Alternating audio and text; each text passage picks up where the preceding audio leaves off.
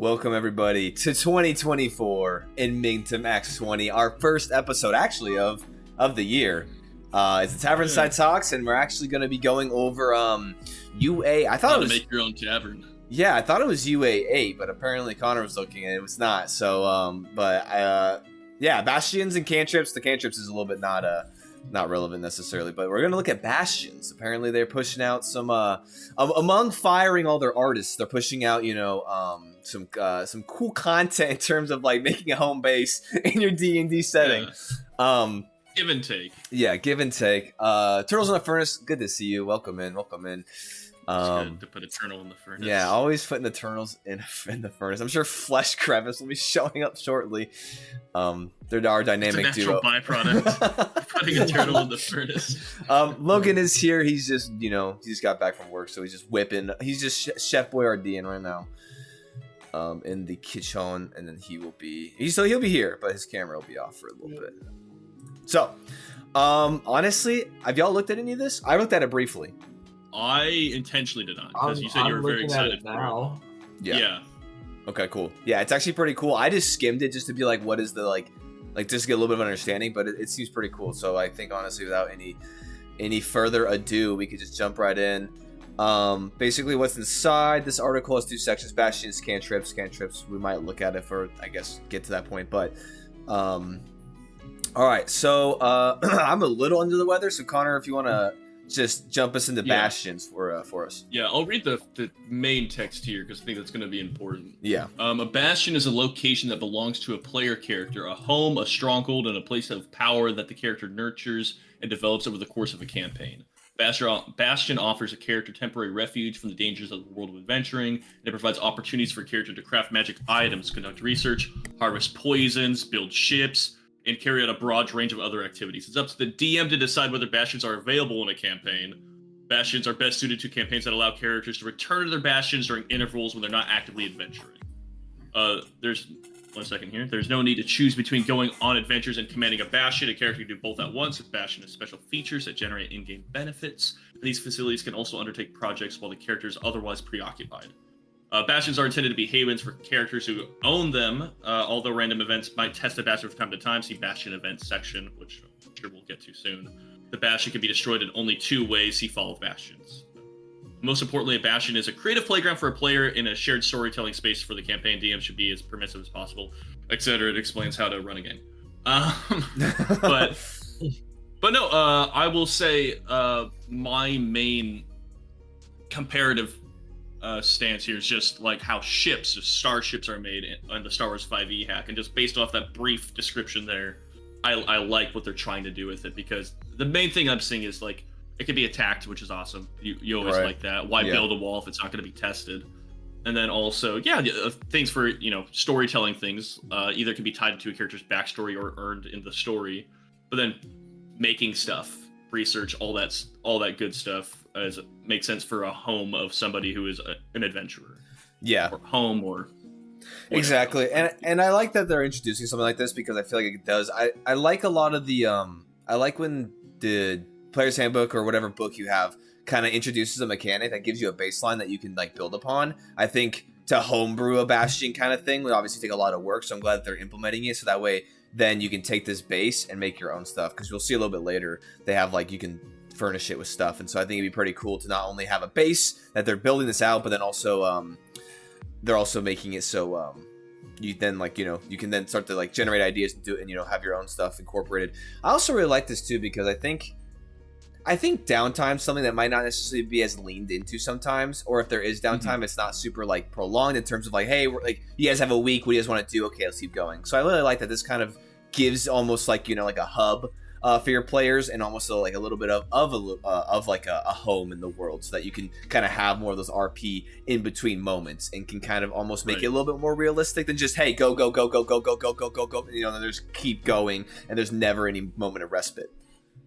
Yeah, I think a big thing in campaigns that kind of keeps parties, not all the time, but I think oftentimes keeps them from feeling like they live in the world, is a place that the characters themselves can actually call a home that they go back to. Exactly. And that could be, like, maybe the campaign takes place in a city and the Bastion is a tavern.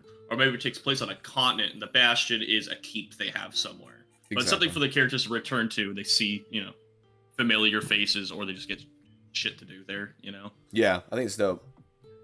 Logan, you here? Yeah. Oh yeah. Yeah, I think it's nice, especially like having homebrewed a Bastion, pretty much like a city for players to go back to. That shit takes forever, and sometimes you can get lost in the weeds too, of just like, okay, like your town can do this, this, and this. So having like a nice setup where it's like, yeah, you have these amenities that are happening and you get these buffs throughout the journey. Plus, it's always really nice having places you can go back to, because a lot of the time I feel like in campaigns I run into the problem of like, all right, we went to this city. That's cool. We're never going to go back to this city again. So it feels like you're just kind of stopping at places along the way. Yeah. Go ahead. Oh, no, I was saying, yeah. Well, I didn't mean to be doing leading, yeah. Well, I just think what I really like about this too is like this is a really cool thing to implement for higher level parties. It's like, bro, we have 400 million gold. Yeah, we have all the magical weapons, we want. So like, I guess we'll just have the stockpile. I like that this will be a good way to just like spend thousands upon thousands of pieces like of gold and kind of implement it back into the world, without having, like you were saying, Logan, to have to homebrew all of this shit, So absolutely, yeah. I think let's keep on chugging here. Design notes. When do gaining a Bastion after you do the design notes too? Honestly, let's see. Keep the following notes in mind as you review this document. I mean, we're just gonna I don't even know what that is. So let's just keep going. Gaining a Bastion. If you allow Bastions in your campaigns, characters acquire their Bastion when they reach level 5. You and players can decide together how these Bastions come to be. A character might inherit or receive a parcel of land on which to build their Bastion, or they might take a pre-existing structure and refurbish it. It's fair to assume that the work has been going on behind the scenes of the campaign during the character's early adventuring career, so the Bastion is ready for the characters to use when they reach level 5. The shape, style, and function of the character's Bastion are up for the player to determine. For example, a wizard might build a tower, a cleric might establish a shrine, a fighter might build a fortified keep or a similar stronghold, and a rogue might establish a guild hall or lodge. Characters of classes might choose one of these forms or combine them. A paladin's Bastion might be similar to a cleric's shrine, but fortified as a fighter's stronghold. And multiple characters can combine their Bastions to form a single large structure. See Bastion map later in the document. Not every character needs to have a Bastion. It's fine for some players in your campaign to opt into a Bastion ownership and others to opt out. Characters without Bastions of their own can still gain some benefits from their friend's Bastion. Every Bastion contains basic special facilities which encompass everything from kitchens and bedrooms to fantastical merges and magical laboratories. Mangers. Wow, I cannot read today. Menageries. Menageries. That's a tough word, though. Look, you're doing great. We've all had a weird day. A character can add basic facilities to their Bastion at any time, spending money and time depending on the faculty. Each Bastion begins with 2 special facilities, and a character adds additional special facilities upon reaching level 9, 13, and 17. I'm interested that they have multiple Bastions for multiple characters rather than one large party Bastion. Yeah. Right. Yeah, it's I also agree. weird to me that it seems tied to character level. Yes, that's what I was gonna say too. I think that's kind of strange. Yeah, But I mean, it really, I think it's just it's different than what I have seen before, so perhaps it makes sense. It seems like it leveling like a character makes it seem like it's a very specific type of thing you're having for a very specific type of campaign.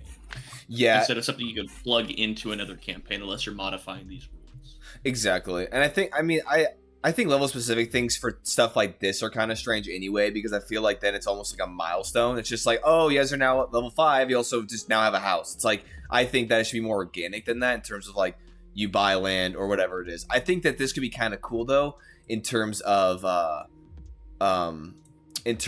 like, yeah, having a party with member with a backstory. Maybe they don't have like a magical item, or they don't have something else, but they have like a busted up piece of land, or or like a building on a piece of land, and then level 1 they have it, and then maybe I think that if you were to have, I think that the level requirement makes sense if you have it like starting as a backstory thing at level 1 or something, Right. and then once at level 5, after they've done all this stuff and kind of invested in it, then they get it up and running.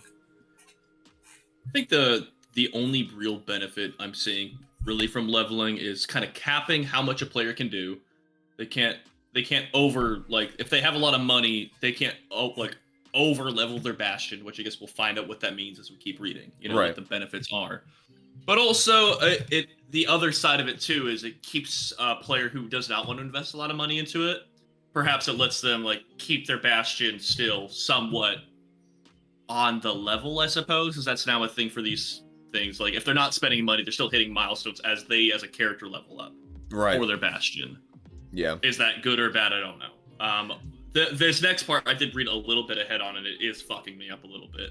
I'm sure it's fine. Again, it's a different system, but Bastion Turns is the next bit. Right. And I can read that if you like, because I know you're not feeling well. Hey, I'll read this small section, and you keep hitting the big. Bastion Turns. As time passes in the campaign, characters take Bastion Turns to reflect the activity occurring in their Bastions, whether or not the characters are present. A Bastion Turn occurs every 7 days of in-game time, though the DM can alter the frequency of Bastion Turns. See how Bastion Turns work for advice on doing so. On a Bastion turn, a character can issue orders to the special facilities in their Bastion, or issue the maintain order to the entire Bastion. See orders below. Alright, go ahead. Yeah, so this is how Bastion Turns work. By default, Bastion Turns occur every 7 days, giving characters regular opportunities to issue orders to their Bastion and reap the benefits of doing so. Here are some typical situations. The character's on a long journey away from their Bastions. After the characters have been away for 7 days, you might say, time for a Bastion turn. Since you're not there, resolve the maintain order for your Bastions. They then roll Bastion events. The character spends 7 days or more in their Bastions between adventures. You might say you have 6 weeks to spend in your Bastions. Go ahead and resolve 6 Bastion turns. I feel like they might have... the characters return to their Bastions in the midst of an adventure. You might say you have just enough time to issue a new order. If you like, take a Bastion turn before you leave again in the morning. The characters are adventuring near their Bastions and are spending it every night in their Bastions. You might say it's been a week since your last Bastion turn, so you can take one now. Dude. Sometimes you might want to still place the Bastion turns. If the characters have been a long period of downtime between adventures, say 6 months or more, you might call it a Bastion turn every month instead of every 7 days. Then it gets into like how much salt you want to put into the fucking soup, essentially. I hate it. It reminds me way too much of Total War games, is what it reminds me of. Oh, there's one more paragraph on the next page. Do you want to read that? I was neglecting it intentionally. Okay. No, it's fine. So what it says is aim for about 6 to 8 Bastion turns per level. Okay. For a breakneck pace, getting a level every week. They'll have no time to enjoy the benefits of their Bastion. On the other hand, they're spending extended times between adventures and levels gain. Spacing out Bastion turns ensures they won't amass more Bastion points that they can use. We'll read, I guess. But just Bastion points in turns conceptually doesn't make sense to me. But we also are reading this before we're getting into what that means. Right. I mean, yeah. I hate it still. I don't fully disagree with you. I'd rather the Bastion be a place that like you can build up and then things happen just over time. Like you don't have a set, this happens after this amount of days, this happens after this amount of days. Because if your players aren't pouring money into it, then the Bastion doesn't like grow. So I agree with both of you in terms of like me personally. I don't necessarily like this mechanic, but what I do like about this mechanic is the fact that they're giving a mechanic. They're saying, hey, this is like, hey, you want to implement this? Here's a very just like thought-free, carefree way to do it. And this is at least this is a way that you can be like, hey, I don't want to go and homebrew how I'm going to make Bastions operate. And so I do like that they offer something here instead of them being like, hey, how your Bastion, you know, because they could have just been like, hey, here's a paragraph. As a DM, do whatever you want. It's like that doesn't help anything. So where I do agree that this is kind of a goofy way to do it, I think that at least they offering a goofy way is better than them just saying DM discretion, have fun, and you're like, what does that even mean? I think you're right. Assuming that how they built this out gives the ability for you to never use the system. Mm-hmm. Yeah, if everything else on the bones of it makes sense, and you can, instead of having the plug and play every 7-day thing, like if this system doesn't have to exist, phenomenal. Right.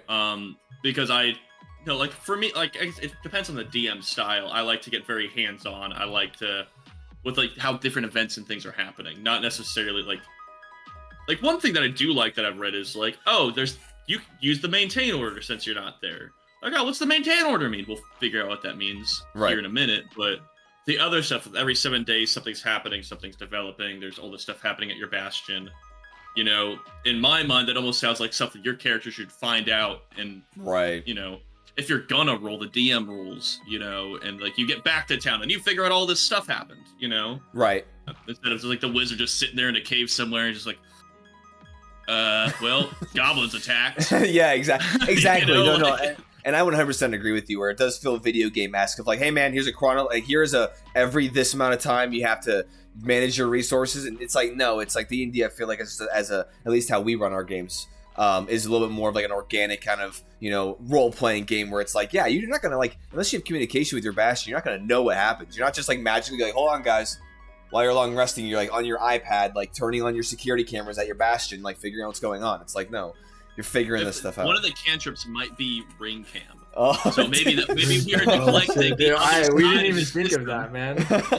It's true. I mean, maybe that's you just do a quick cast. There's like goblins at the south gate, you know. And you're like 1,000 miles away. You're can't do anything. There. You're 50 miles away. You're like, I guess sending Stone Jim, tell him to go patrol.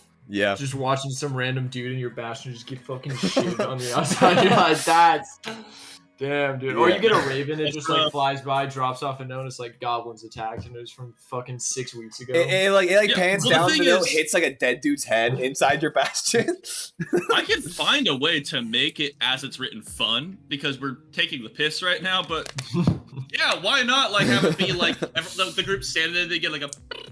It's like, ah, shit, get the amulet, you open it up, it's just like some frantic, like, fucking bartender, it's just like, yeah, they're in the cellar again! It's like, have you tried clubbing the rats? I've tried clubbing the rats! You know, like, you can do that, you can have fun with it. And then I read the next section, and then I hate it again, because it's Bastion points, and it feels a lot like a total war game. Yeah, I think, just briefly looking at this, I unfortunately do say it just gets more and more embedded, so we're just gonna keep chugging going. Yeah. Optimistically being very negative. Yes. Yeah. Anyway, look, all I'm saying is we had an entire Bastion of kobolds in one of my campaigns, and we somehow managed to have the most beautiful order of names starting with K through the entire way through. Oh, nice. So Bastion can be good, man. Hey, we're gonna. We had, you know, Sus. Sus. It's the K, Kevin's cackling, cracking, dude. All K's. What's his name? Tim. Kill him. Kill him. Only K names. Only K. I'll read Bastion points because I'm already sitting here hating on it. But Bastion points. Each special facility in a Bastion generates Bastion points. BP.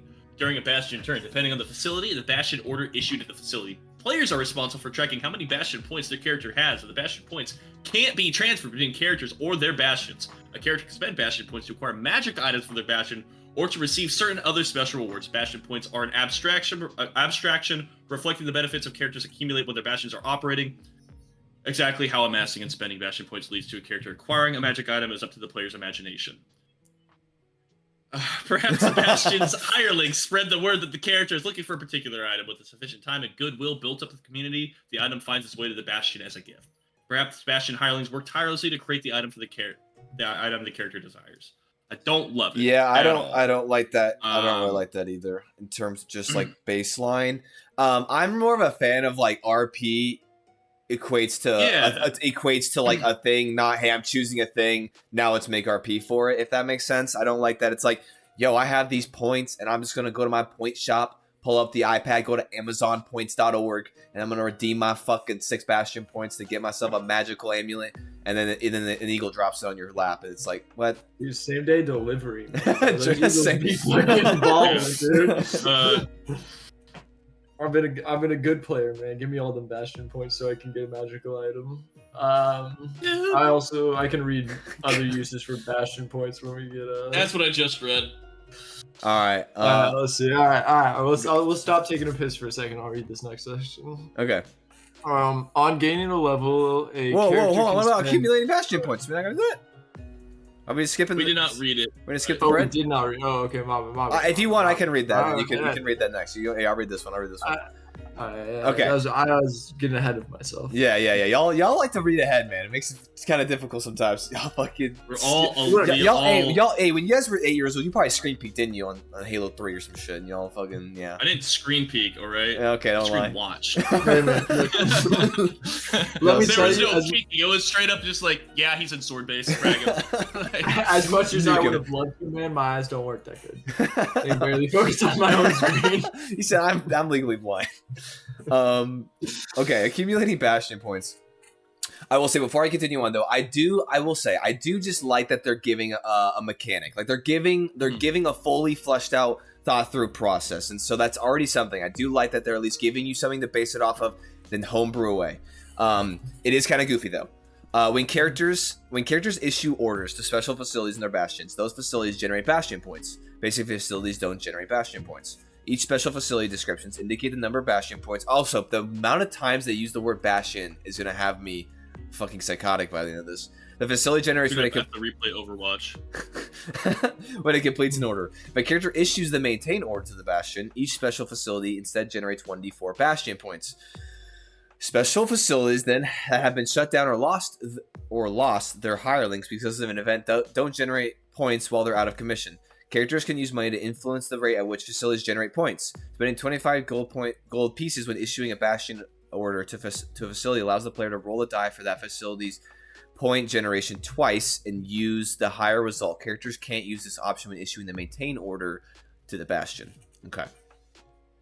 I will just say this is kind of strange though, because like if you scroll just even a little bit down, it says Bastion Facilities. It's weird that acquiring magic items isn't even a Bastion facility. It's like, hey, you have a Bastion, this is what you get. That's really weird to me.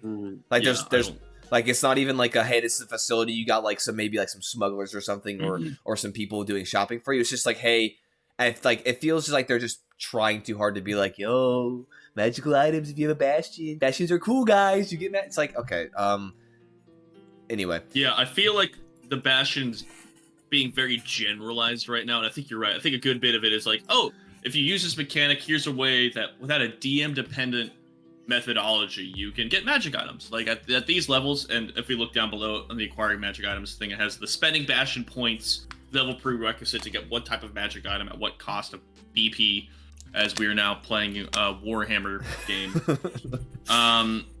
But it's like I don't think it's that important.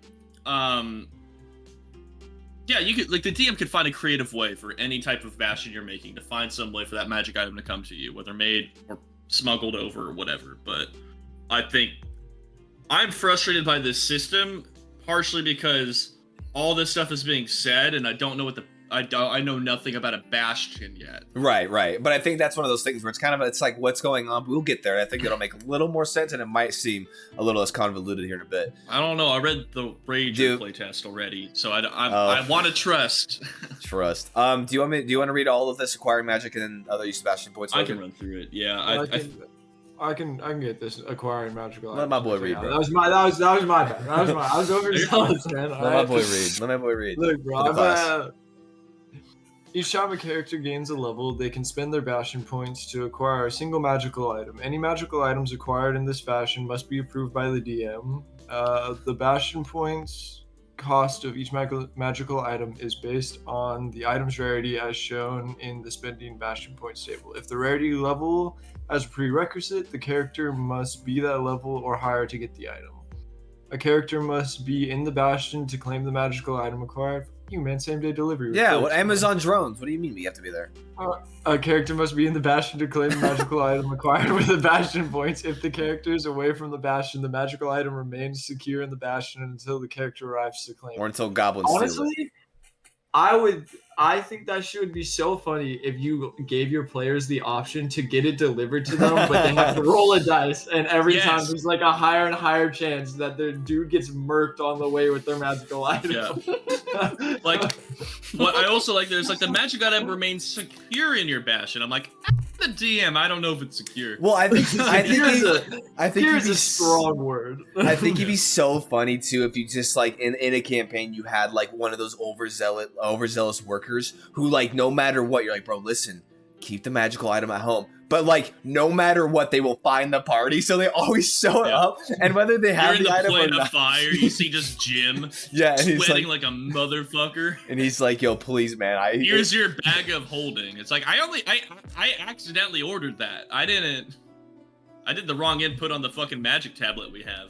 Yeah. Also, Turtle says it kind of sounds like something for high-level parties in a stationary setting, but all of it makes me think of it is a D&D version of tower defense. I kind of agree with that, and I do think it's. Yeah. I'm like, so far, like I said, I think I like how it's at least introducing a mechanic, and I do like how it's kind of making more stationary kind of gameplay more fun. But even then, like, it's kind of weird because even just reading through this, it's not even like stationary gameplay. Like, all this stuff happens while you're still out, so it's not even like necessarily like enticing you to stay home. It's like you can just do all this stuff while you're adventuring. It doesn't fucking matter, which is kind of like a drawback from what I was hoping you would kind of, you know, lean into a little bit more of like being there and interacting and having things done. Right. Like, we are kind of looking at like how the sausage gets made, and that's kind of the thing that's frustrating me. It's telling us how to utilize the sausage on a plate and the proper way to eat it without telling me what the fuck it is and like what it's doing and anything that makes me actually want to use it. It's just like, oh, here's what you could do with it. I'm like, well, tell me about it. It's like, here's like a special thing it can do. Like, well, fucking tell me what it does. We're almost there. We're almost there. Well, I'm not frustrated with what we're doing. I'm frustrated with how this is written. Oh, I see. It's like, here's the turn-based thing. Here's like here's all these turns and how it goes. Like, well, just tell me if I get a tavern. You know, tell me the functions of it. Tell me like how this. You know, but right, and I agree. But you can Amazon Express order yourself a Holy Avenger at level 17, so that's good. Nice. Well, okay, I will say this though. Even just looking at this table, it does seem relatively balanced in terms of like 700 fucking Bastion points is kind of a nuts.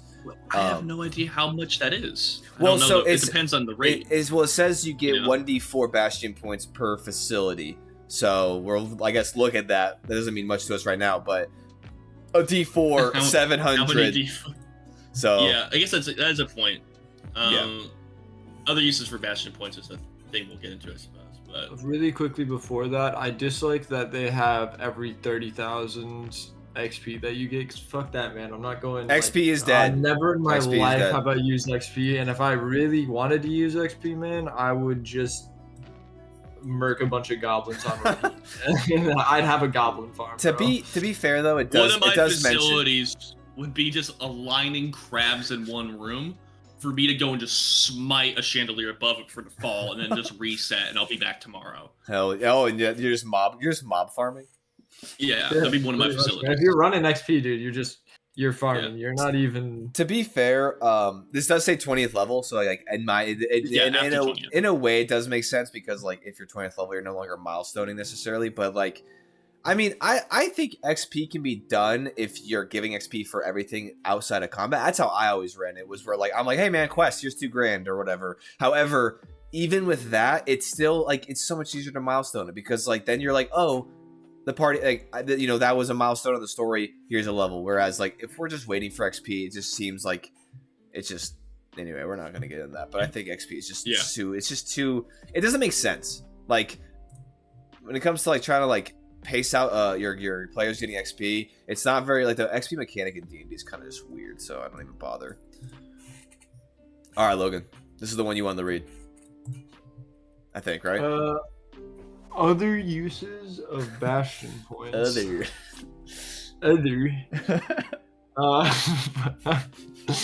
On gaining a level, a character can spend 10 Bastion points to ensure that the word of their heroic deeds is spread throughout the region around their Bastion. For the next 7 days, characters have advantage on all charisma checks while within 50 miles of their Bastion.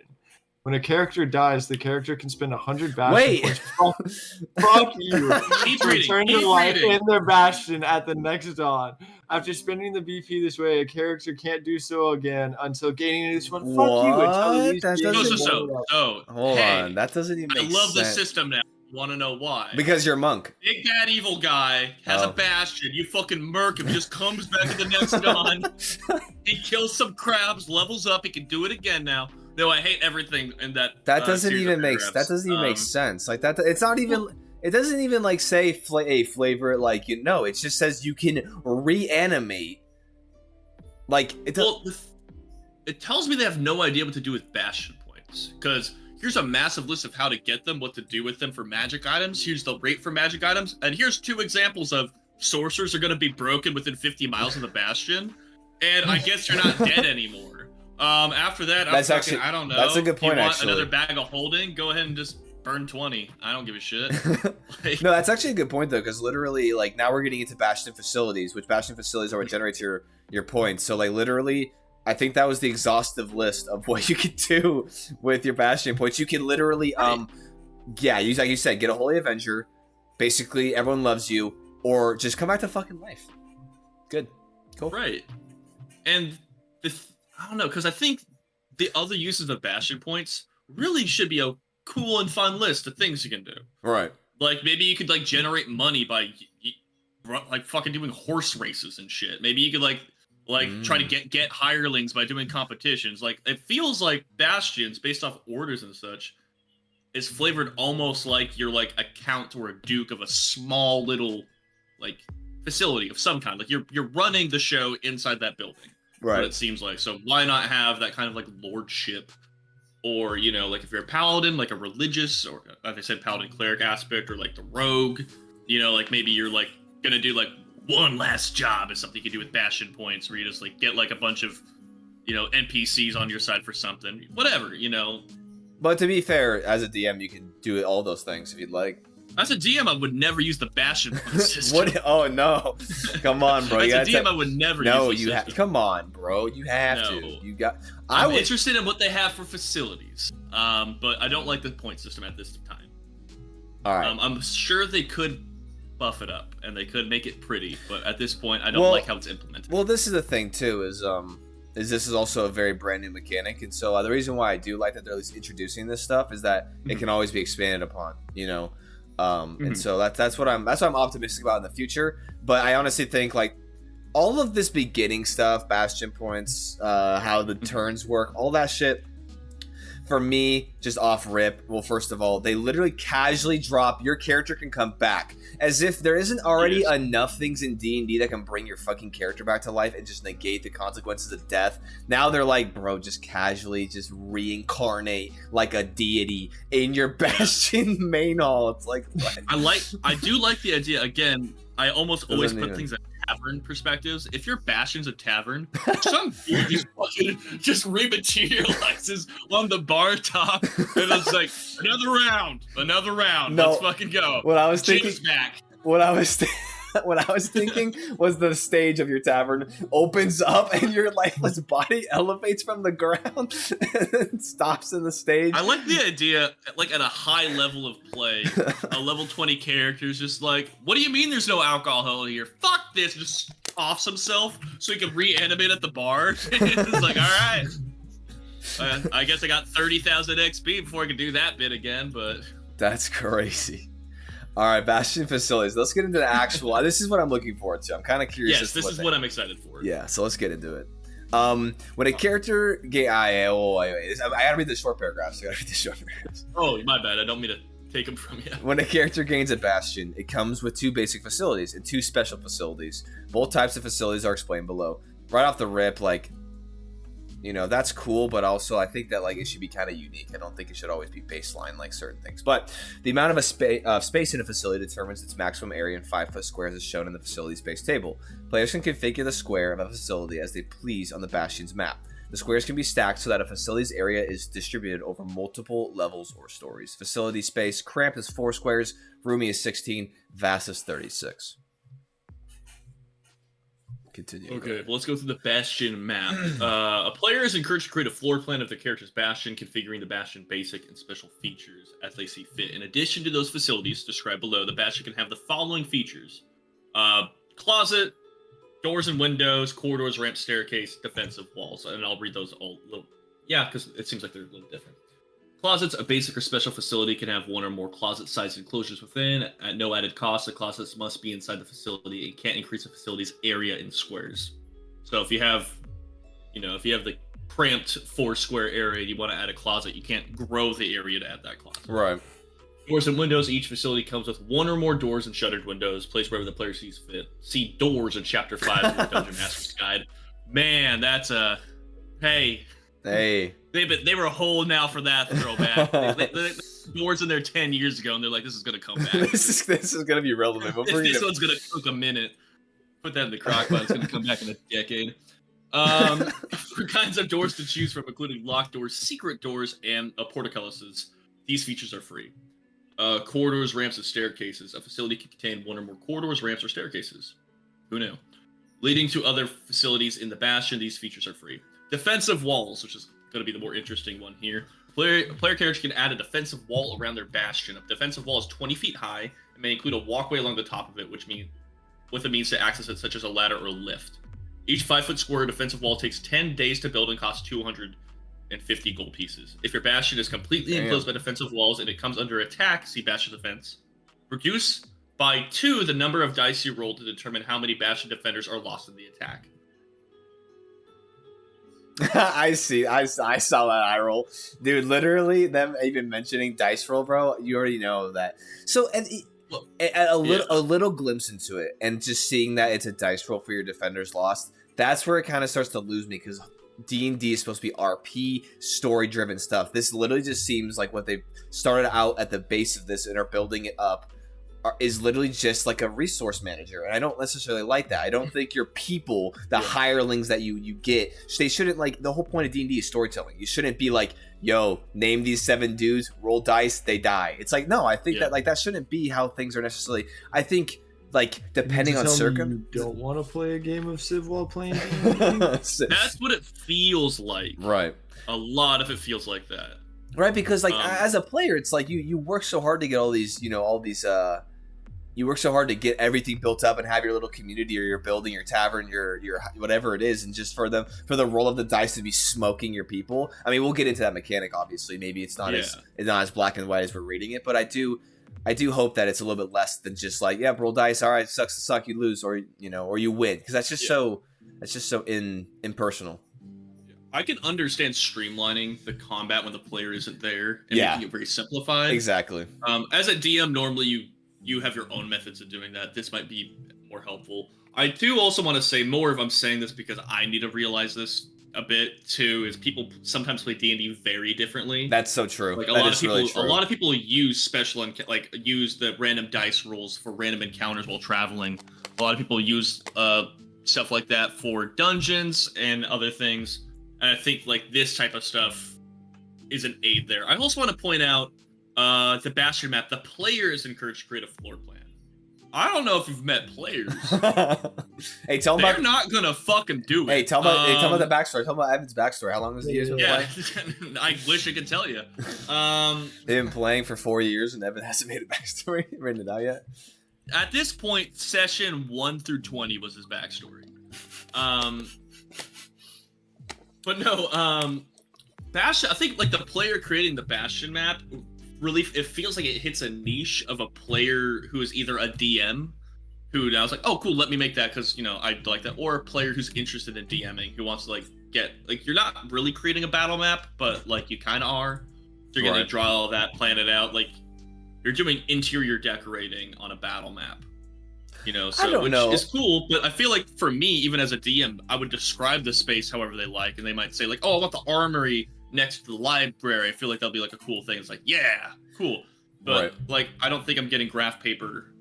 Well, I mean, but that's the thing. Just because we wouldn't do it doesn't mean other people won't do it. And so I think I do like that it's encouraged. It even says a player's encouraged, and so maybe some players actually, I mean, if I was a player and I had a Bastion, I'd draw it out just because that's just the kind of player that I am. Right. I think you would. I think I would. I think Logan would. I think my players would tell me to go to hell. I was about to say, I think that conversation of like players wouldn't do it was not describing us. All of us do it for fun on the free time. But our players, however, you really gotta I had to remind Todd to hide as a rogue. So you did that, and I was like, huh? I said that should be second nature, bro. You should just. To be fair, Todd has not played a rogue before, so he's getting used to it.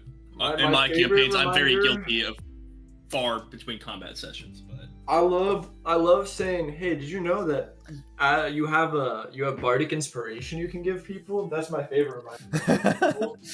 Hey, you can be buffing your teammates. The bard's like, Class you're playing, fuck bro? you. Oh, speaking of which, actually, I'm pretty sure Eric used Bardic Inspiration during the Greybook Inquisition. I think once. Bro, what is people's beef with Bardic Inspiration? I man? know, Every I bard I think play with. I think people it's just either don't the character, remember. like the player's too aware of it. They're like, I gotta hoard this resource, or they're just like, I got spells. I'm not paying attention to that shit. Yeah. You know. I think the only time I've actively seen Bardic Inspiration used like a good amount was when someone was playing College of Swords and they were just using it for their flourishes. They're using it That themselves. makes sense. Yeah. Yeah. Yeah. Look, man, you just got to be a boogie bard and you got to buff everyone. That's your job. Boogie right? in, yeah, for Yeah, sure. the boogie board. I do, like I said, once again, I think that like for us particularly, how we run our games or how we plan it out, I don't think we necessarily do it like this, but I do like that it's flushed out, that it's not leaving things necessarily for you to basically make your own system. Because I think we actually addressed that in a different Tavernside talks where it's like the DMG was kind of annoying at times because it's like, hey, by the way, this is what you could do. Go ahead and do it. All right, next section. It's like, what the fuck? Just because you gave me the idea doesn't mean I should be able to do all the heavy lifting. So I do like that they have the. I think the facility space is a really nice, like cut and dry. Just like, hey, these are the room sizes. What? Are you reading ahead? Stop. Stop it. I didn't mean to. Just I will point it out. All right, let's just keep going. I'm listening. I am listening. No way. But Let's keep going. I am. No, because I know the conversation you're referring to, because the DM's guide, and also I think I've mentioned it before. I wanted to run a Spelljammer game, and then all the reviews of the new That's what Spelljammer you were module saying. were dropped, and they were quite overly hands off. Yes, that's what you were saying. That's exactly So- right. Yeah. Yeah. So I do like that, and I do like how they have. Like now that we're getting down to it, I mean, now that we're getting into the facilities, we're past the BP and the all that. I do like how they're getting everything kind of flushed out, and I'm actually excited to keep going for these facilities. So let's keep chopping away. I can read the combining bastions if you like here, just to round out. Yeah, sure. Two or more players have the option of combining their character's bastions into a single structure. Doing so does not change the number of special facilities each bastion can have, how the special facilities work, or who can get to issue the orders to each bastion. Each bastion retains its own hirelings, which can't be sent to or shared with another bastion. Bastion defenders are handled differently. If some event deprives one character's bastion of defenders, another character can apply all or some of those losses to their bastion instead, provided the two bastions are combined. Which I like. I think that's the ideal point of a bastion in my mind, is you're making a small town or you're making a keep and everybody has like a wing of it type of thing. Yeah. You know, so I like that. They address it. Yeah, and I think I will say you you cannot send or share your hirelings. Right, I was gonna Maybe say I would change, yeah. but I would add some flexibility to this, but I do kind of like that they at least outlined it. It's a good touch. It's a good basis or point to touch on. So, all right, let's just get into this, bro. I want to know. I want to know what we can put in this shit. I can read this too, because I Logan, have are a you- minor gripe that made me laugh. Yeah, You want to read these Oh, facilities, or you yeah. gubbing? I got basic facilities. All right, you got it, big dog. Yeah, you do. Basic facilities don't generate bastion points, but can inspire meaningful roleplay opportunities. Fuck you. Inspire meaningful roleplay opportunities. Bastion. Connor bitches The fuck about is- Bastion points for 45 minutes. Damn it, man! My basic facilities don't generate the points I don't want. Okay, I'm really, I'm not above asking, what the fuck is this word? Dude, okay, give me a Verse minute. simulated? I'm plugging this in. I don't know. Hold on. Wait, hold on. Context clues. Okay, role-playing opportunities. Hold on.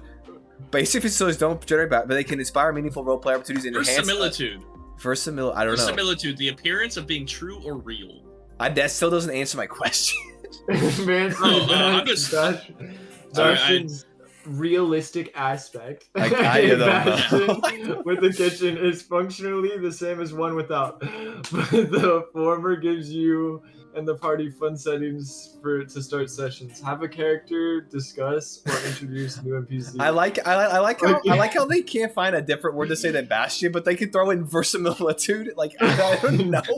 Dude, I feel like they had the AI at some point. It's like gotta pretty up the language. What can we do? Secrete. Throw that in there. Do you think that they literally plugged this whole mechanic into ChatGPT? Dude, I'd be so sick. I'd be sickened if I literally found that out. Hold on. I'd be like, y'all are fucking scum. All right, go ahead. Go ahead and keep reading, Logan. I know we keep fucking A character's Bastion starts with 2 free basic facilities, which the character player can choose from the basic facilities list below. One of these chosen facilities is cramped, and the other is roomy. A basic Bastion can have more than one of each basic facility. Okay. I mean, if they don't do anything to you, man, why would you have 2 kitchens? No, I think it explains. Before we continue, I do want to notate this because this is what made me laugh. Oh, okay, go ahead. Because a Bastion is there for you to have fun settings, start game discussions, have in-character discussions, introduce new NPCs. Nothing would make me want to introduce a new NPC more than realizing you have a limit of 2 of these, so you have to pick whether you get to eat or shit, or sleep. Because there's a washroom, there's a kitchen, there's a bedroom.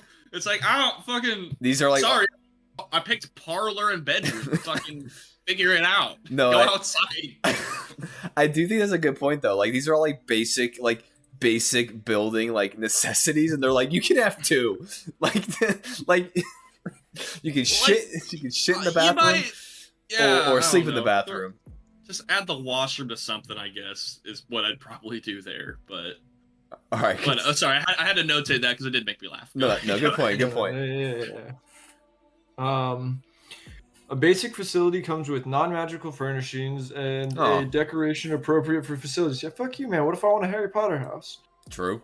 Basic facilities can be enlarged. 20 battle points. My bad. Get a magical carpet. Magic couch. My bad, man.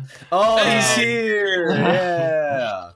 Basic facilities can enlarge, and new ones can be added by spending gold pieces and in-game times. As discussions in the sections that follow, any number of basic facilities can be built or enlarged at the same time. The character doesn't need to be in the Bastion while the new facilities are being added or enlarged. Okay. So you can build them out a little bit. That's kind of cool.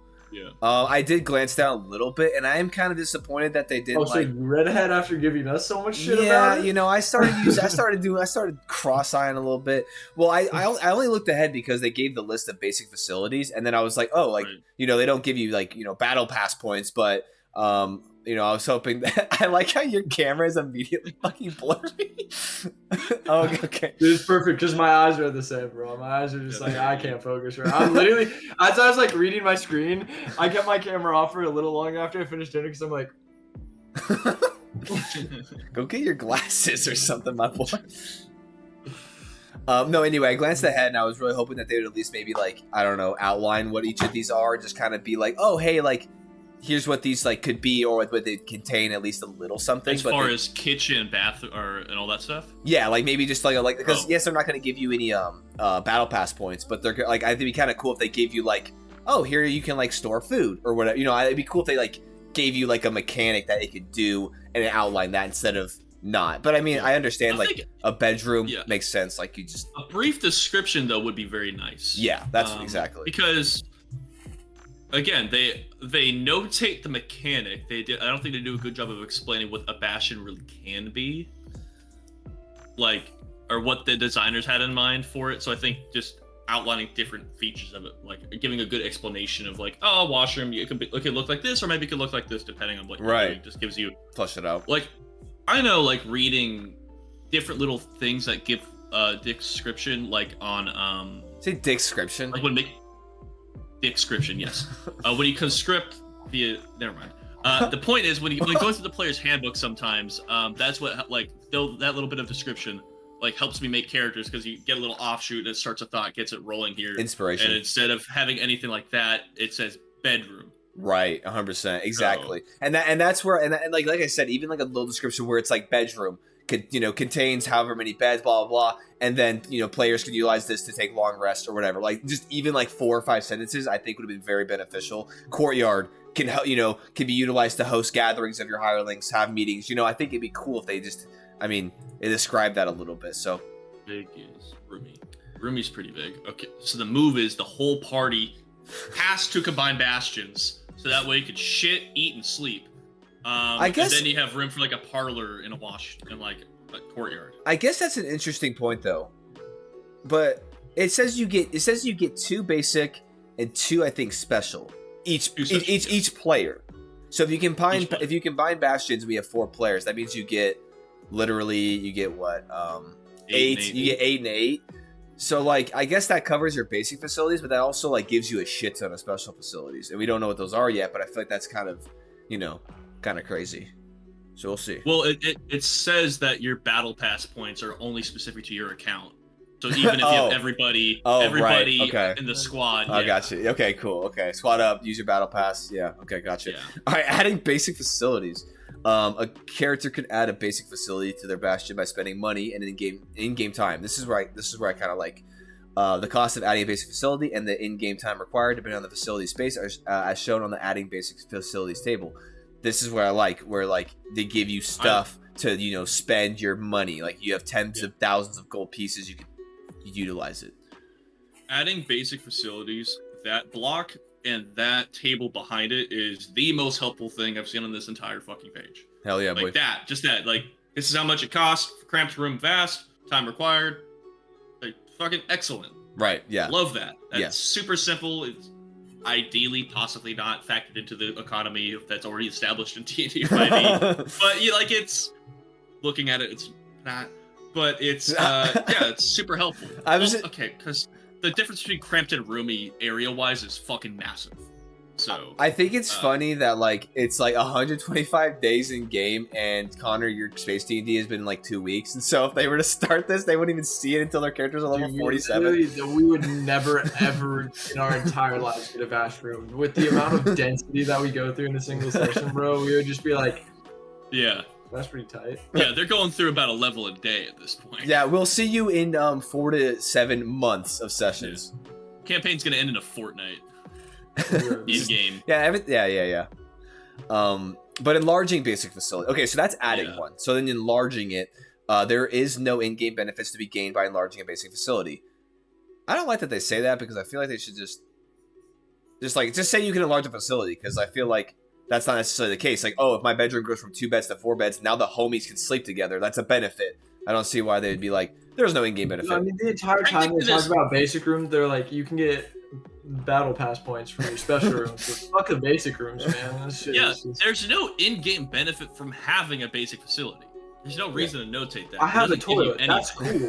Exactly. So, you don't have to shit on the fact that I decided to spend 1,000 gold on the most luxurious toilet you've ever seen in your life. I want a vast-ass washroom. I want a washroom that's 36 square.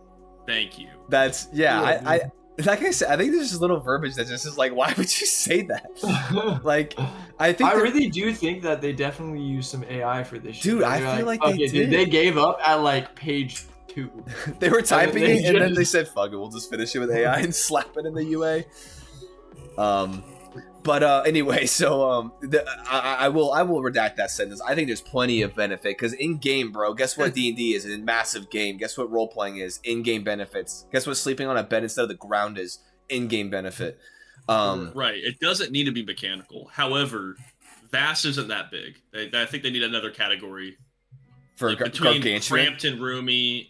Yeah, just like gilded or something. If I want the biggest shitter humanly possible, I want something fucking 30. That is essentially 30 feet by 30 feet.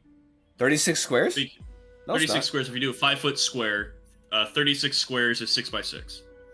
Oh, I guess I was thinking 36 by 36. Yeah, I guess that's... Yeah.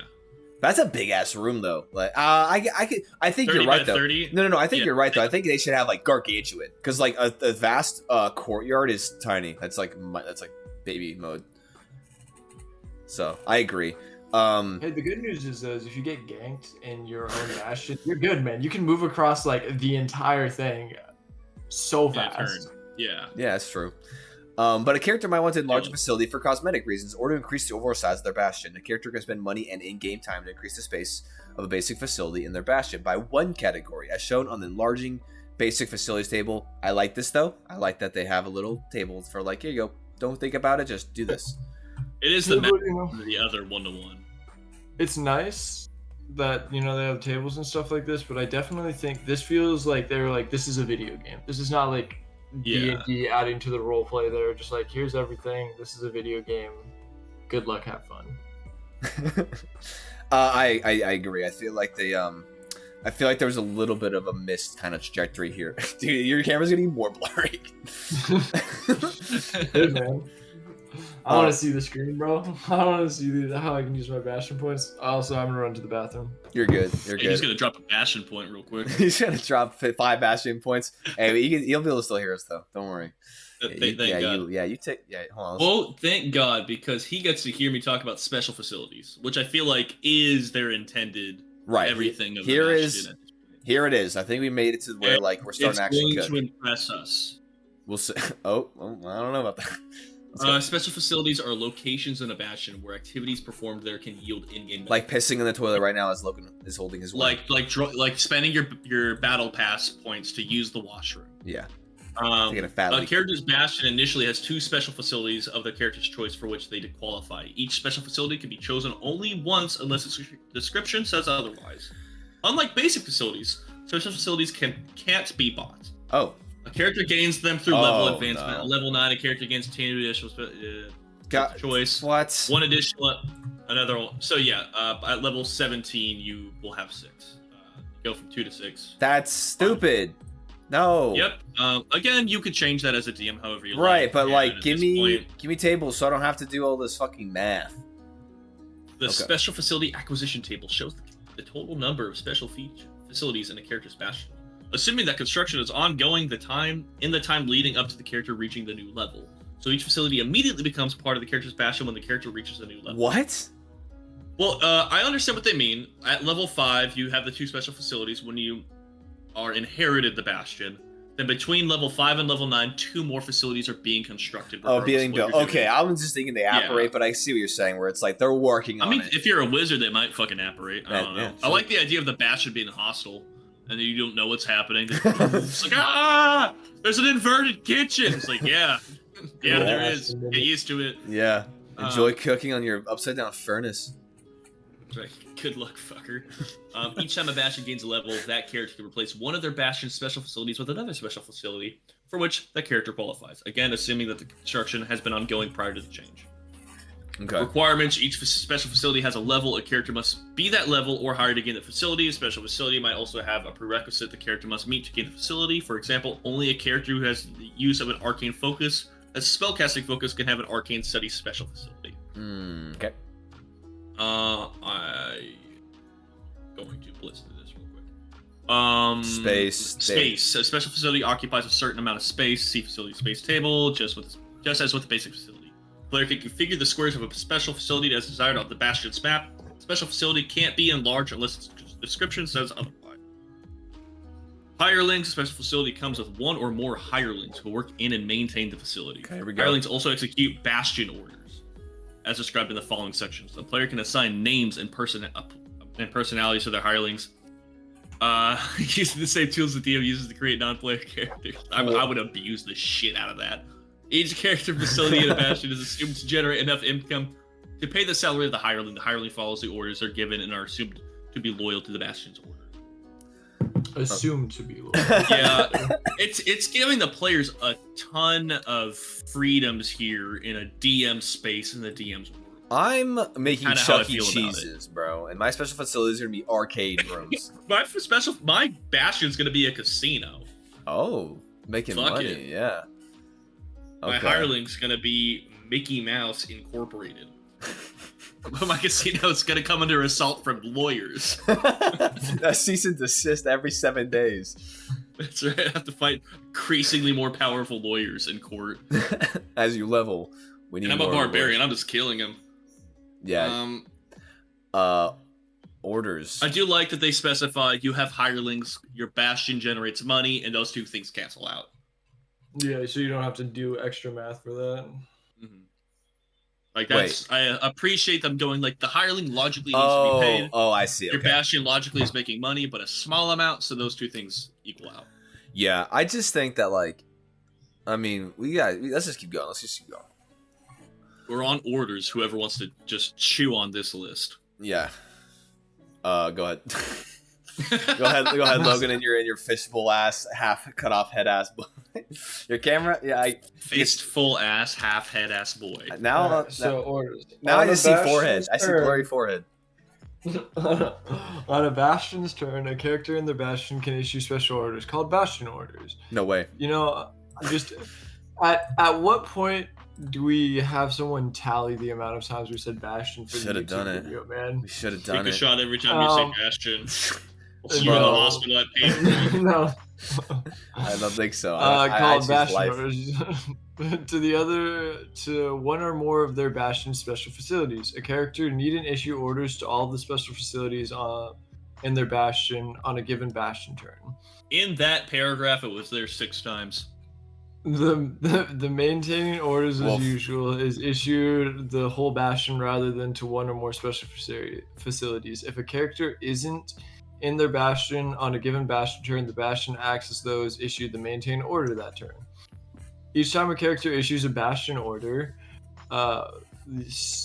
the character gains a certain number of Bastion points. See Bastion points above, determined by the dice roll as noted on the order in the facility description. The orders are as follows. Craft. Your hireling in a special facility begins crafting an item that can be made in the facility. You can also do work yourself, but if you do, the work is suspended when you leave the Bastion until you return. During the time required to craft items, the facility can't be used for crafting anything else, even if a special ability allows the facility to carry out 2 orders at once. Boo. I want The 2. special facility... Huh? I was gonna say I wanted my Chuck E. Cheese employees to make 2 pizzas. No. The special facility confers temporary empowerment to the player, character, or someone What? else. For empower. What? I don't fucking What know what the- empower means, what does but that it makes you mean? better. Okay. What empowers does is it resources- empowers. Nice. Produce for harvest resources produced from the special facility and the hirelings gather. You can also do the gathering yourself, but if you do so, the work is suspended when you leave the Bastion until you return. During the time required to harvest a resource, the facility can't be used to harvest anything else, even if a special ability allows it to do 2 or more. What's the point of getting 2 or more? Pause. What does it mean by you can also do the gathering yourself, but if you If do you're so, present, the work is suspended when you. But it says if you do so, the work is suspended when you leave the Bastion until you return. So you could do it So- yourself, and then if you leave, it can't do it while you're gone. Like you can, I think it's assuming it's like you, Bill, and Jill. And if you start doing this, they're cleaning silverware. And if you're like, shit, I gotta go kill a dragon, I totally forgot. Would you mind covering my shift? They're gonna tell you to go to hell. What? They don't work in OT, man. They don't get paid for that shit. That doesn't even make sense. That's what it feels like. Yeah, that's almost exactly what it says though. It says if you do it yourself and then you leave, you can't have them do it. They just strike. And also, like, harvest, like, are the resources like grain? Is there a mine down below? Is it like, I don't yet understand what harvest means. Well, hold on, we'll get to garden. I mean, I think. I know the order in which they put this things is fucking wild. Okay. It's just like we're gonna explain how systems work, and then by the way, here's the systems. I think I mean I'm not necessarily opposed to how they're doing it, but I think it is interesting. You're not?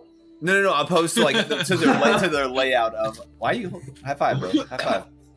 No. This is the amount of Bastion points that I've read so far in this section alone, and Bastion. My bad. No, Bastion. Bastion battle pass points. Yeah. Are you ready? Okay. Maintain. We're gonna die. All the Bastions hirelings focus on maintaining the Bastions rather than executing the orders for the special facility.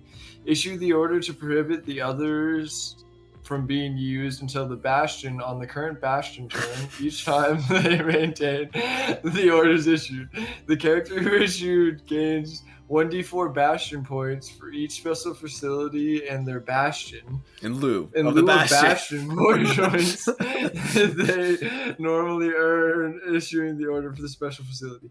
The GM rolls on the Bastion event table to see Bastion events at the end of the document. Bastion events resolve for the next Bastion turn. Recruit the hireling recruited creature of your Bastion. Research. Hirelings in this special facility gain information. You and the other, you can also do the research yourself, but if you do so, the work is suspended until when you leave the Bastion until you return. Hirelings Hirelings buy and sell goods on special stored products in the special facility 18 times. Dude, that was so funny though. That was so funny when they add parentheses and it says it 5 times in the parentheses. Dude, what really got me was gain 1d4 Bastion points for each special facility in the Bastion in lieu of Bastion points. Dude, I'm telling you, I feel, dude, Connor mentioned it, and I'm like 90% sure this was AI, because like, as a person, like, and I mean, maybe I'm just like, I don't know, more advanced in my writing, but I like to, like, I don't know, break up the words I use just to make sure it doesn't sound monotonous to fucking read, or like what, you know, I'm not choking. And literally, it's like, it's just, they don't stop. Like, they don't even abbreviate Bastion points. They like just say points. Just say, like, say Bastion points once. Yeah, that's what I do too. Like, if I goes blurry, I just drop it in. Yeah. I was like, fuck it, man. It's not working, dude. If you BP literally anything. Yeah, they did BP. They specifically went, oh, by the way, BP, and then never did it again. Yeah, no, they need to. Dude, it's straight up. It's the one sentence like, are oranges orange because oranges are colored orange, or is orange because oranges are orange? You know, I feel like I'm reading that this entire way through. Yeah, I mean, just BP, baby, BP. Just BP. I'm reading a book about near-death experiences, and if they would have wrote out near-death experiences every single time that book mentioned it, dude, I would have shot myself. Like, dude, they abbreviated it because, I feel like I'm having a slight stroke reading this section. I am. Dude, that was so funny, though. You're right, though. 1d4 Bastion points for each facility in the Bastion in lieu of Bastion points. It's just like... All right, let's just keep fucking going so we can learn what this stuff means. Yeah. Well, hey, we hit a table now. Nice. I like the table. I like special tables. Facilities description. Special facilities presented in alphabetical order, alphabetical and also by level requirements. The special facilities table lists all special facilities presented in this section along with prerequisites and orders. So each facility has an assigned order to it. Aside from maintain is the basic thing. So it seems like if you say, hey, craft, you're not just being like, hey, you in the fucking greenhouse. Craft. And I get a bitching bow? They'll be like, no. Yeah. But no, so the orders will be specific to the facility. So that helps a bit. This is kind of reminding me of weapon masteries too, where weapons have certain masteries. This is the same thing. They have special facilities for certain things.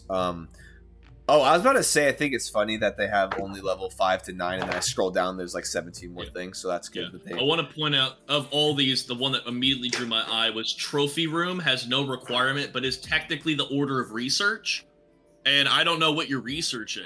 We're going to find out. You're just like staring at a guy you killed, it's like, fuck, I did a good job. I did really fucking good. Yeah, let's just keep cooking. These look pretty cool, though, so, you know... I'm not going to read through all this because we're probably reading every single one anyway, so... Oh, here we go. Okay. We made it, boys. We made it to the actual meat. Let's do it. Alright. Arcane Study. I think these are in alphabetical order. Are they all? Yeah, they're in alphabetical order, which kind of sucks because I wish they went through, like, table order. That way you could, like, progress, but... yeah, that'd be pretty sick, but, That was fucking wild. That's fucking wild. All right. Hey. All right. Hey, hold on. I should just get that clip ready so I can just pull it up on stream and just blast it. Yeah, just blast me with it. All right. Okay. So Arcane Study, level 5. Prerequisite: ability to use an arcane focus as a spellcasting focus. I don't understand that because, like, if I can use a spellcasting focus, how is what does that mean? My hireling might not know how to do it. I think it's assuming the hireling you hire is able to do this work. Oop, it's not like you're hiring like a farmhand. You might be like, someone might show up. If you help them with the work and you leave your bastion, then they are unable to do Yeah, it. then they become brain dead, and they're like, "Damn, I wish I would have helped these guys, but I was just in more slave labor." Well, the prerequisite, I think, is the prerequisite to build the facility, not the prerequisite to necessarily work at the Hey, facility. we don't like to use the term slave labor. We like to use the term interns. So I do want to point out, coming from Star Wars 5e and looking at the list of facilities, not a lot of war crimes. Not a lot of, dude. I can only imagine what the Star Wars 5e. Look, it's not a war crime. There just happens to be more room in the prisoners' quarters if you get a slaves' quarters. All right. All right. Hold on. Space, roomy, hirelings 1, order, craft, 1d4, battle pass points, whatever. Mhm. And arcane studies. Oh wait, hold on. So you have to. You can use your battle pass points here. So you don't. So there are more. It generates a battle pass gain point. 1d4 battle pass points. This is Yeah. fucking stupid. All right. Yep. Wait, hold on. So that actually makes no fucking sense. So you're telling me that my special facilities, not only can I do real world stuff with them, but the resource that I'm building from or getting from my special facilities doesn't actually do anything cool besides the fact that I can return from the dead, I can become just a charismatic fuck for 50 fucking miles, and I can just get the Godslayer Greatsword. Okay, cool. Yeah, Yeah. so pretty much the Bastions are built for the Oath of Glory Paladin. Gotcha. Okay, cool. As long as we're on the same page. Okay, so an arcane study They is a really place. like that subclass. Sorry. Yeah. You're They good. really like him. Hey, if you want to know about the subclass changes, go to our videos about subclass changes. All right, an arcane study is a place of quiet research that contains one or more desks and bookshelves. See, boom, right there. That's what they needed to do with all the basic facilities. Boom, that's all they needed to do. Just a quick little. You can sleep there. You can do this. An arcane study. Okay, when you issue the craft order to this facility, choose one of the following options. Oh, look at these, a plethora of options. Craft arcane focus. You commission the facility's hireling to craft an arcane focus. The work takes 7 days and costs no money. The arcane focus remains in your bastion until you claim it, or you have it sold for 10 gold. Craft book. You commission the facility's hireling to craft a blank book. The work takes 7 days and costs you 10 gold pieces. The book remains in your bastion until you claim it, or you can have it sold for 25 gold pieces. What the fuck? The arcane study 20. A book is 25. All right. The arcane study also a blank It costs book. you 10 to make though, so you're getting 15 in profit. Bro, What's the point of a blank book is 25 gold. That's actually kind of insane, though. I mean, every time I had a book being sold in like a library or something, it was like 5 gold, maybe. A couple, it was a filled book. Yeah. 25 Bro, gold. we're not making 25 No, gold it's for a a book. really nice book. It's not Dude. just any book. It's That costs a blank book. I mean, it's an arcane a study. tenth Maybe it of is. plate- Dude, it costs a 10th of plate armor, right? If I'm doing my math right, to buy a single No, I'm pretty plate. sure. I'm pretty sure plate armor is like 1,500 gold. That is not 25 gold was not a tenth of plate armor. Maybe split mail or something. Yeah. The arcane study. Okay, so that's it. You can craft a book and an arcane focus. The What's arcane the study point of also crafting an works. arcane The focus arcane if you need an arcane focus to own the room? I can also go buy an arcane focus Yeah. from the store. Anyways, The arcane alright. study also imparts the following benefit. This seems pretty good. A cast Identify. After spending a long rest in your bastion, you can cast Identify once within the next 7 days. That's a long turnover time. 7 days without expending a spell slot or using material components. I think once a day would Yeah. be. Well, it's Once only every doing it once. You're only able to do it 7 once and days? it's gone. After spending Yeah, a long you rest, can do it once a day for 7 days. So you can do it once within 7 No, days. I'm saying I would that's change what it we're to saying. yeah. It You should be should able be to, once a day. Do once every 7 days. yeah. bro. That's Fuck that. that's useless. I'd shoot my No, hireling it in the is face. useless. No, I'm just. I know. It's fucking dog shit. Just gonna full disclosure. This is the first room, and not impressed. Though I will say that's a level 5 room. The next one we have here is a level 9. 13 room, actually. dude, the archive gives you 1d8. Okay, so there is more than 1d4. It's level 13 now. Are we sure we didn't misread something?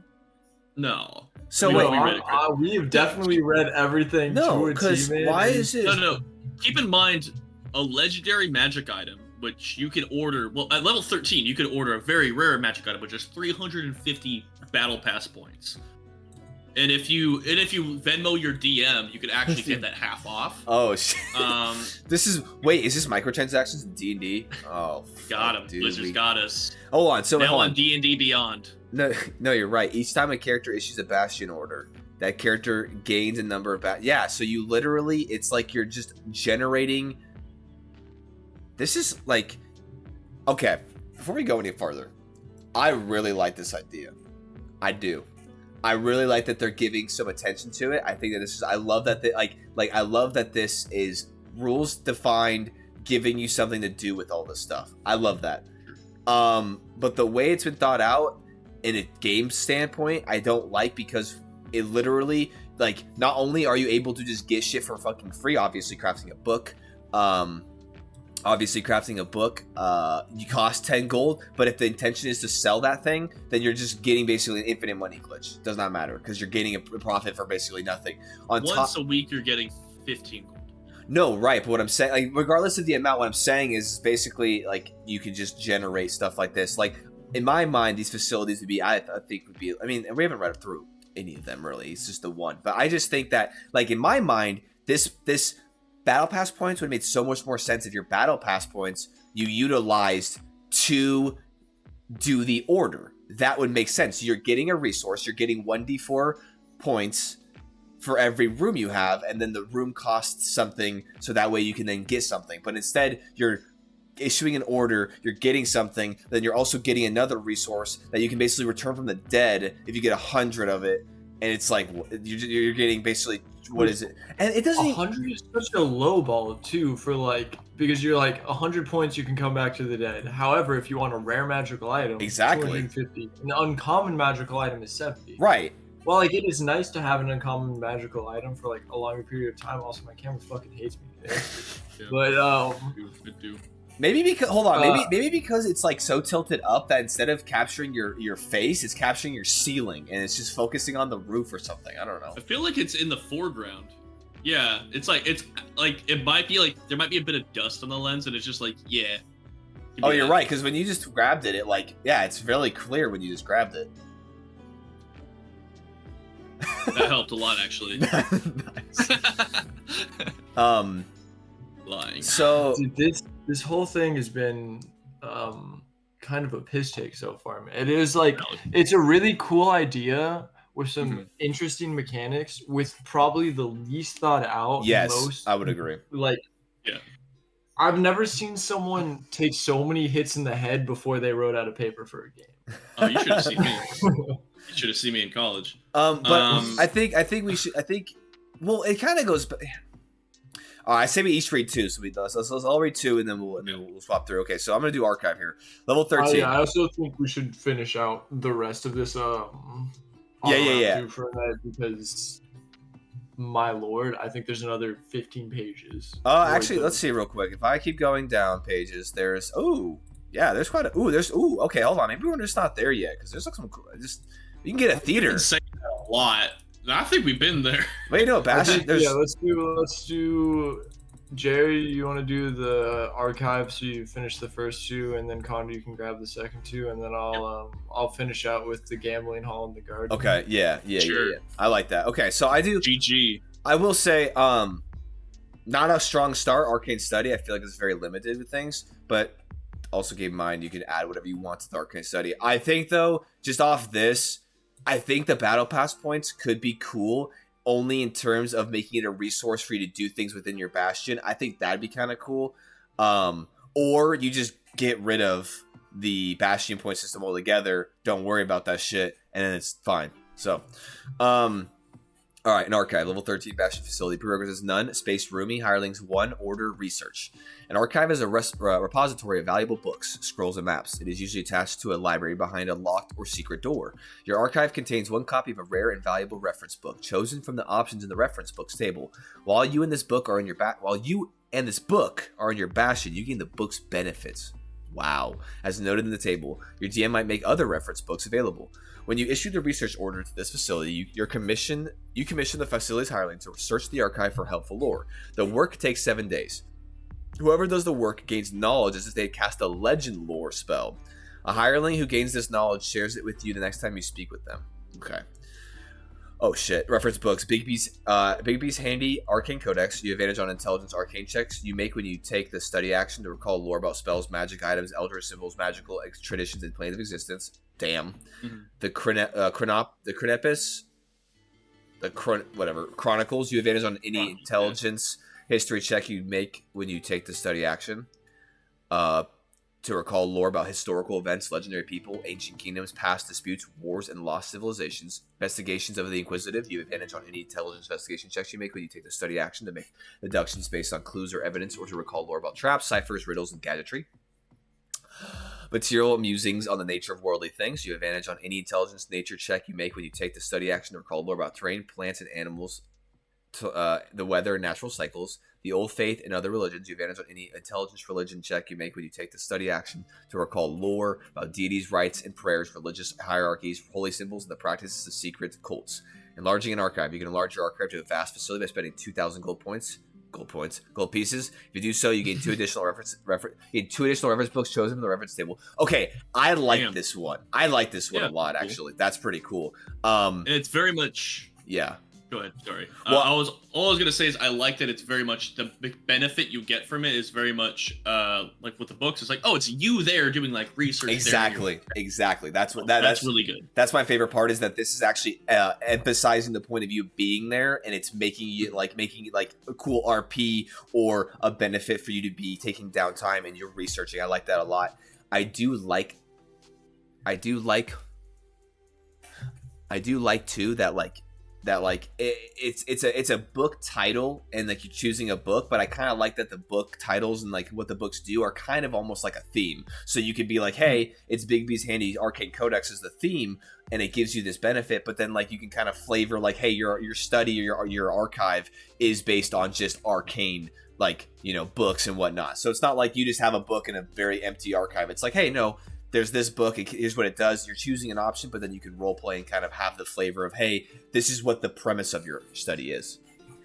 Absolutely. It's really cool. No, I like it. I like that because I'm reading, it was like, it sucks you have to only choose one. Oh, you can upgrade it with 2,000 gold points to get 2 more options. Exactly. There. So you have like, that's fun, especially for a scholarly wizard, which is, I think, is the purpose of an archive anyway. And I like that too, because I like how the shift, right? It's like, hey, the prerequisite is this size, and then not only are you upgrading the size, but then I like the flavor of like you're making it bigger, more books. It explains itself, you know. I like that.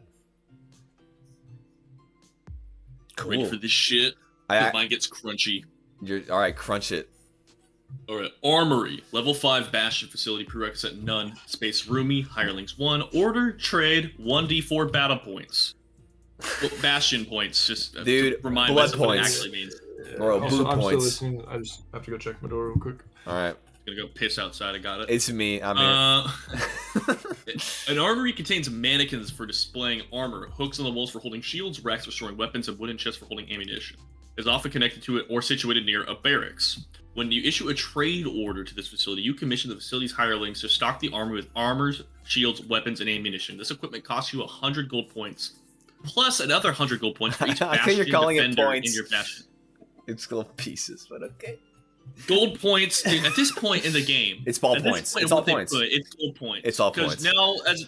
Because this is quite expensive. You want to know what I like is the fact that instead of them saying gold pieces, they abbreviate gold GP, but instead they don't do Bastion points with BP. They just keep saying it.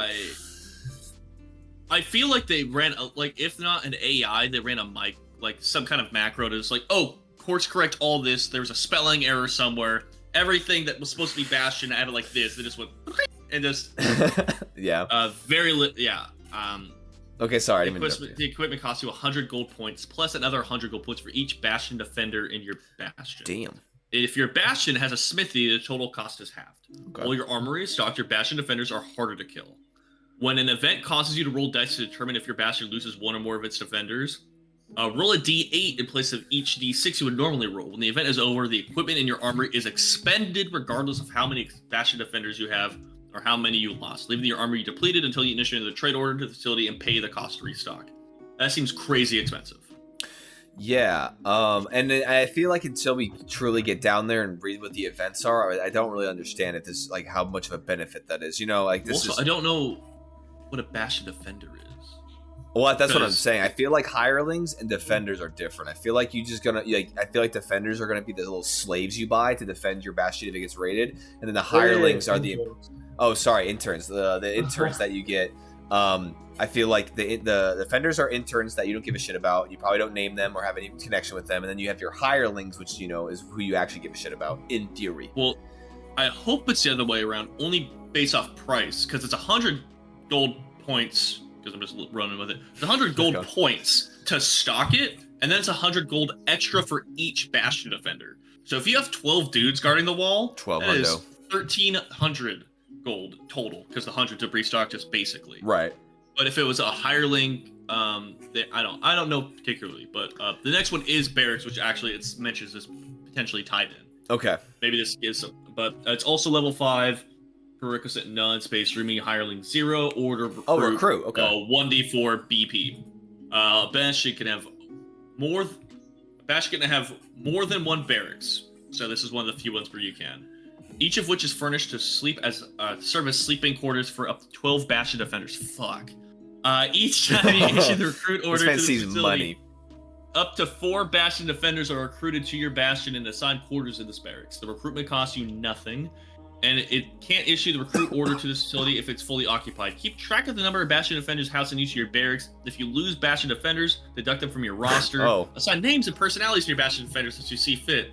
You have pets. Name them. And then them. And then roll your dice and kill them off. Yeah, then roll your dice and kill them off. Yeah, they cost money. Off them. Enlarging a barracks. You can enlarge your barracks to a vast facility by spending 2,000 gold points. A vast barracks can accommodate up to 25 Bastion defenders. Also, I don't feel like the vast facility has 36 tiles. 30, well, I don't. Hold on. 36 tiles, and it's by 5 feet. 36 times 5 is 180 square feet. That's not very. I mean, is that? Can I accommodate 25 people?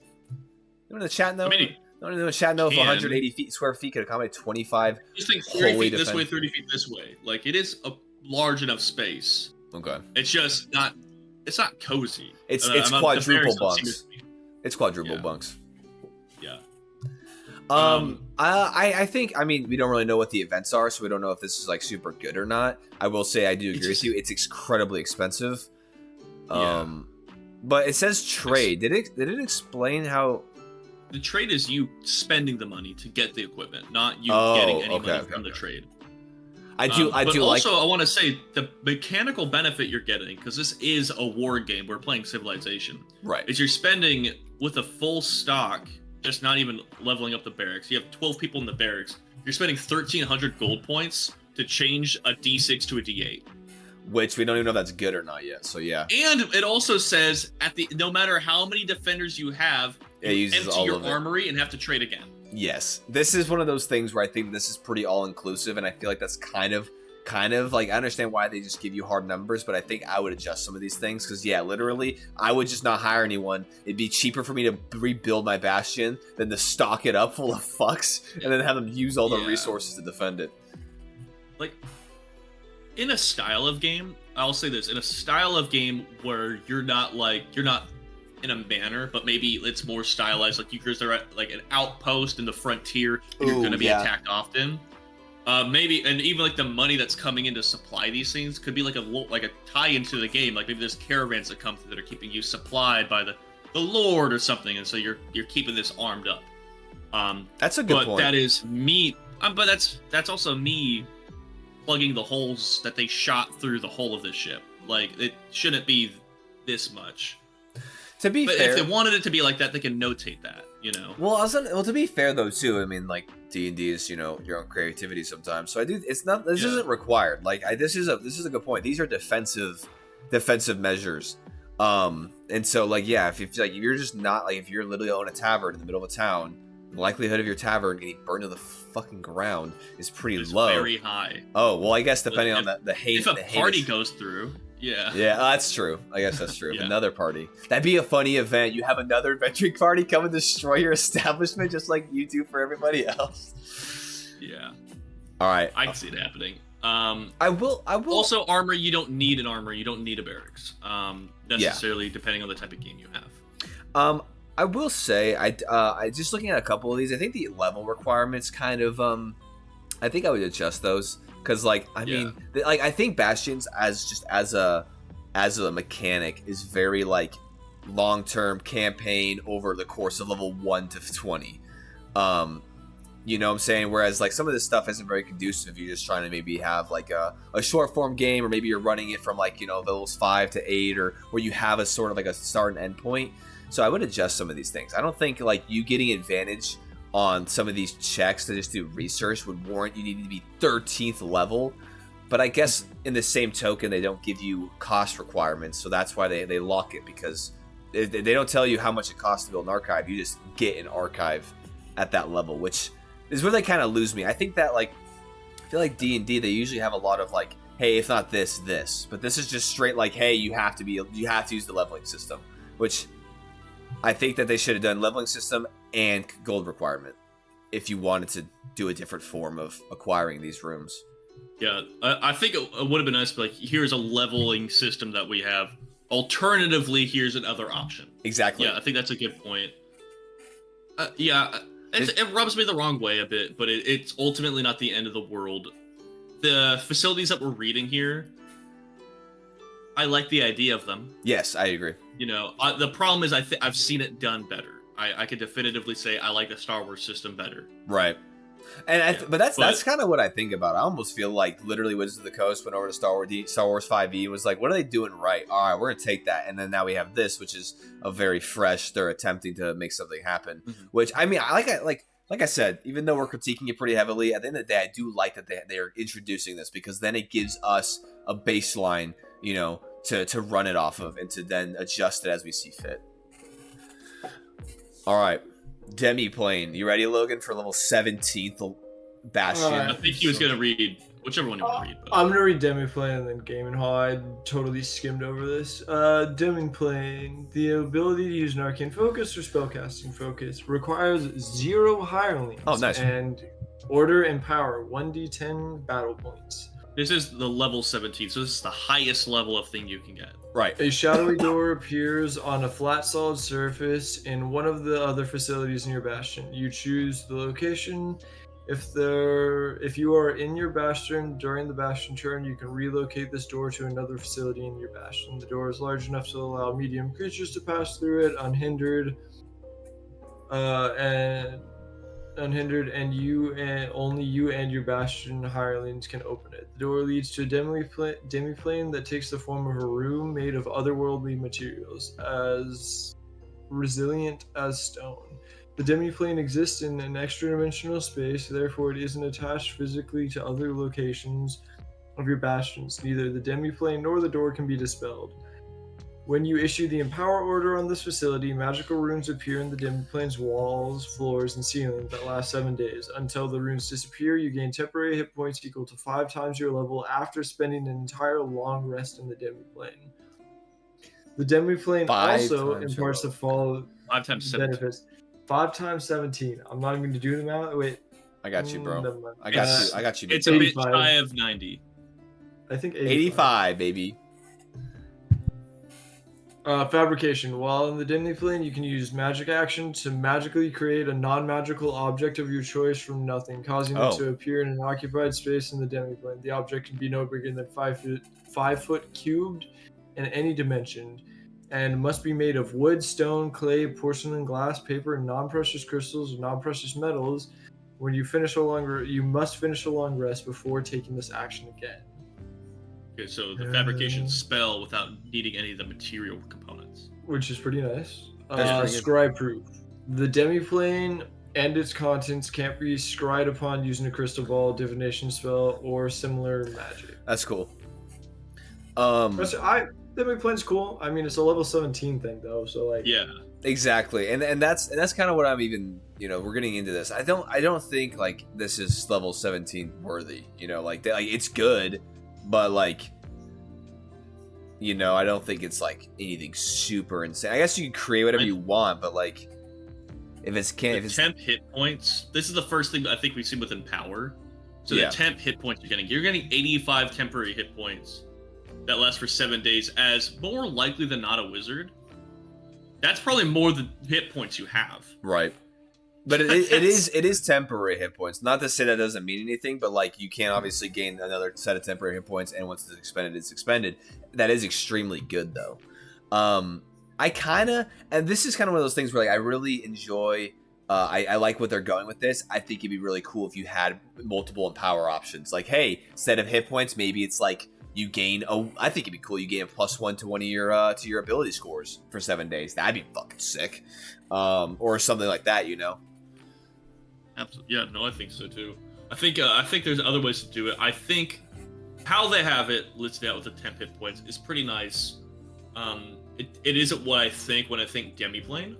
Right. You know, but I like Demiplanes in general. I think Wizards having a Demiplane inside their own, you know, Wizards Tower is a very fun thing for them to have in general. Or like it's anyone who has an arcane focus. It could be the Druid. Yeah, it could be the druid. It could, like, you know, stepping in like a part of the Feywild. You know, it could be anything like that. Yeah, I think the bard. I think the flavor here is pretty cool. I do also like I mean, if you're like a level 17th level, I mean, I feel like divination, like spells, magic, crystal balls like that, I feel like is a little bit more prevalent, especially when you're getting up into those levels in terms of like EG maybe is trying to like locate you. So I do like the idea that like this is built into it, and that kind of gives you a little bit of a safe haven in terms of negating some of those kind of bigger world threats with them tracking you down. However, I kind of would almost like this if this was expanded to where, like, if you had the Demiplane, you could your whole Bastion was scribe proof, because it kind of seems counterintuitive to be like, let me go in my scribe proof room. Oh no, we can't see him. Leaves. Oh, we see he's in his kitchen. Let's nuke his house. You know, it's like that's right. It seems kind of counterintuitive where you have to only be in there, but I like the idea. I like the idea, and I think as we get into some more of these rooms, I think that I'm enjoying kind of more of this mechanic a little bit more, just because now we're seeing kind of the left and right limits of what this could bring into your D&D game. Then we have the gaming hall. I'm excited for this for one. all of you ladies and gentlemen who want to have a gambling hall as your Bastion. Yep. A gaming hall offers recreational activities ranging from a chessboard and darts to cards and card games and dice. When you issue the trade order in this facility, you commission the facilities hireling to turn the gaming hall into a gambling den for 7 days. On the 7th day, roll a percentile dice and constitutes the gambling den's winnings to determine the portion of the house's winnings. That's cool. I like that. We have a nice chart here. It's pretty good. It's pretty solid. You make some good money off of it. Oh, okay. So you roll 100 and then you get that. Oh, I like that. How it's like a progressive. Yeah. Like if you roll better, you get. Yeah, dude. You can hit 600 gold if you roll real well. Yeah, and I think this is kind of where I kind of go with Bastions in my mind. Is I kind of think of like instead of it being like oh, hey, you get 2 basic facilities, you get 2 this, now kind of mishmash and smash these together. I think of like, hey, your Bastion is a gaming hall. This is the core mechanic. And then you have your kind of your other rooms where like, hey, you have the back rooms where you have your Demiplane or whatever it is. But like, I think of like your Bastion, I think of like you focus on something like this in terms of maybe like the gaming hall, and that's like your main aesthetic, and then you can build like, you know, back rooms and other things that, you know, your party can use. But this is what I kind of think of for flavor. Right. Yeah, it is like fine. I like this as a room. I don't think that this really like changes my overall opinion of Battle Pass points. The Battle Pass points. Here's why I don't love the room, and this is actually the one comparison I drew to the Star Wars 5e1, because in the Star Wars one you could get a casino on your ship, which for one it gets a lot into like for one the casino requires a number of crew members equal to 1/10 the ship's suite capacity size, which just gets into the whole system of the ship. It can accommodate half the suite capacity size as guests, which I like that, because it's like, hey, there's an upper limit and things could go wrong, left or right. But what I do like is the table, because for them it's only a D20. But if you nat 1 it, you lose a fuck ton of money. If you get 1 to 3, you lose money. Like, you have to get an 8 to even start making money, and if you get a nat 20, you're making a lot of money. I kind of like that because it's simple. I do like because it's gambling. It's right. Like, I want to fucking. I lost a lot of money. Yeah. But it's also, I will say here, one thing that I wish the ones in the playtest 8 did a little bit is here also the amount of money you can make is determined by the size of your ship and the size of the suite. Like, it goes up by a factor of 10 for how big it gets. Okay. And I don't see why you can't go from, I think in this one it's roomy for it. It's vast. It starts out as vast. That's the biggest That's another reason why vast could also be like gilded, or why it could be, maybe upgrading the aesthetic, so that number could go a little bit more. You get a little bit more winnings. But also, with how they have these bastions as their all benefits, I understand why they're not going to be like, oh, your buddy has a clairvoyant tower of fun and excitement that gives them mechanical bonuses, and you owe me 50 gold. I understand why, but as a player, I want the option. I want the option to fucking risk it. I think that's exactly what I think you summarized what my kind of issue, not issue necessarily with this is, but I think that with the hesitation on why I'm not liking this as much is I wish that this was a lot more of less of like a not necessarily less of a benefit, but a less of it just seems like everything you can do in your Bastion thus far is just incredibly it's only positive, right? Like you don't even have to spend resources for the majority of these things, either using their battle pass points or whatever, which that doesn't make sense to me. Like, I think the whole point of this should be like your Bastion can, based on how big it is or what your point or what what you want is, gives you a resource, and then whether that's gold or that's these battle pass points or these Bastion points, based on that, then you can start doing things. Like, I think the only way that you could I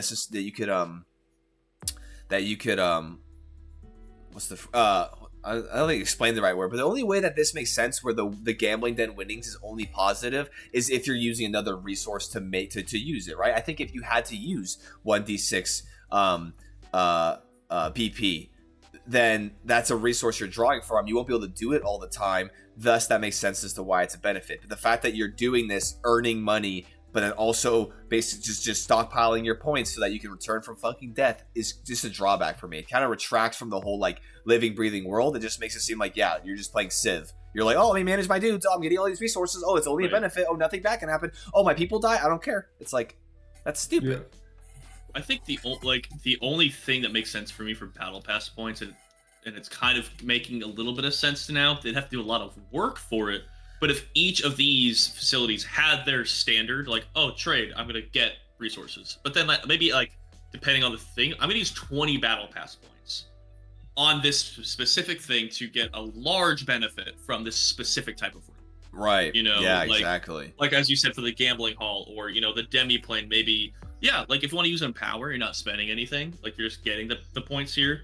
Maybe it's giving you these hit points, and maybe if you're spending a vast amount of battle pass points, which I'm just stuck with now. That's how goofy it is, though. So I'm saying it sincerely without any irony. I'm just battle pass and gold points. Yeah. Yeah, but maybe then that you get oh, hey, you want fucking 3 or 2 level 3 spell slots for 7 days? Like you just gotta have those every day? Fuck it. Yeah, go for it. Yeah.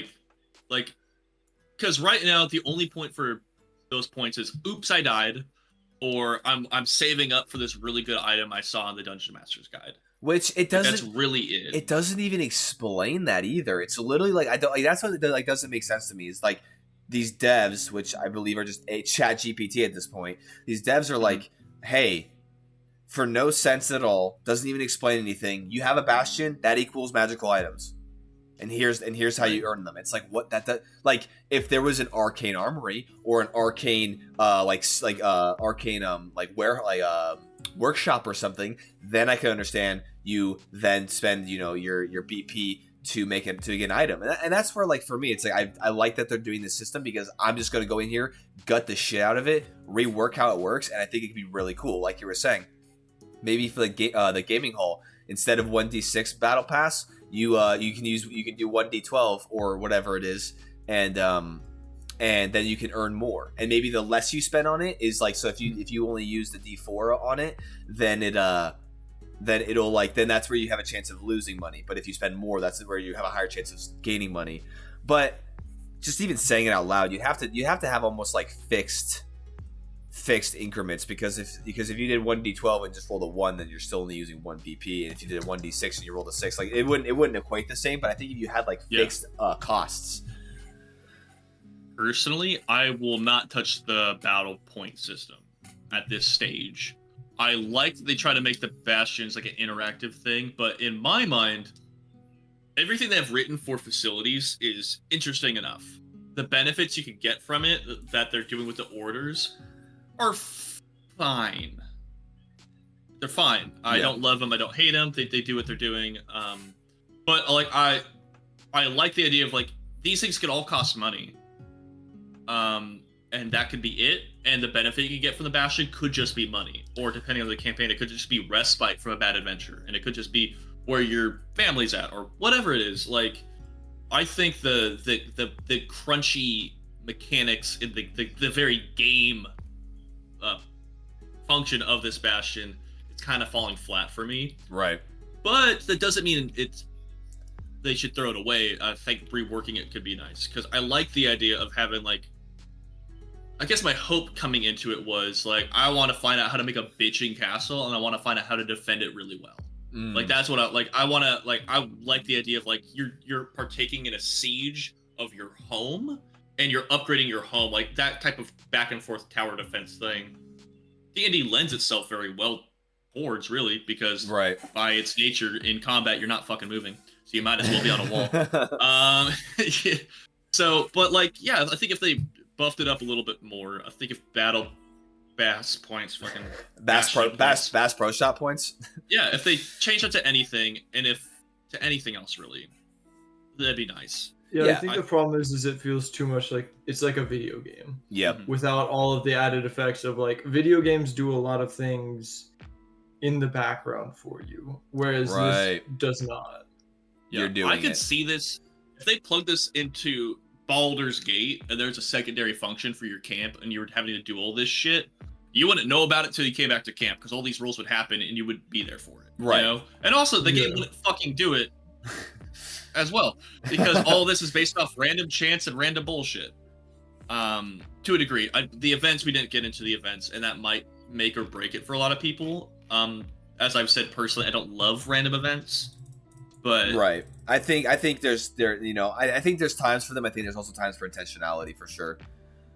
I think it's interesting. They have made a lot of interesting choices for this. I don't love the choices. I love the like concept. The idea is pretty cool. Yes.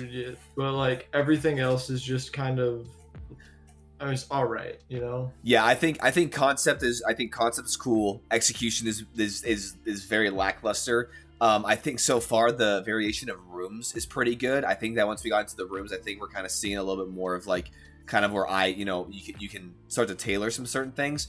But I think the mechanics as a whole are a little bit lackluster. But I think that we'll keep going through the rooms. I think that there's just briefly looking through, it seems like there could be some other options. But I think if I were to use this, even from where it is right now, I'd gut it in a lot of different places, and then I would just utilize it differently.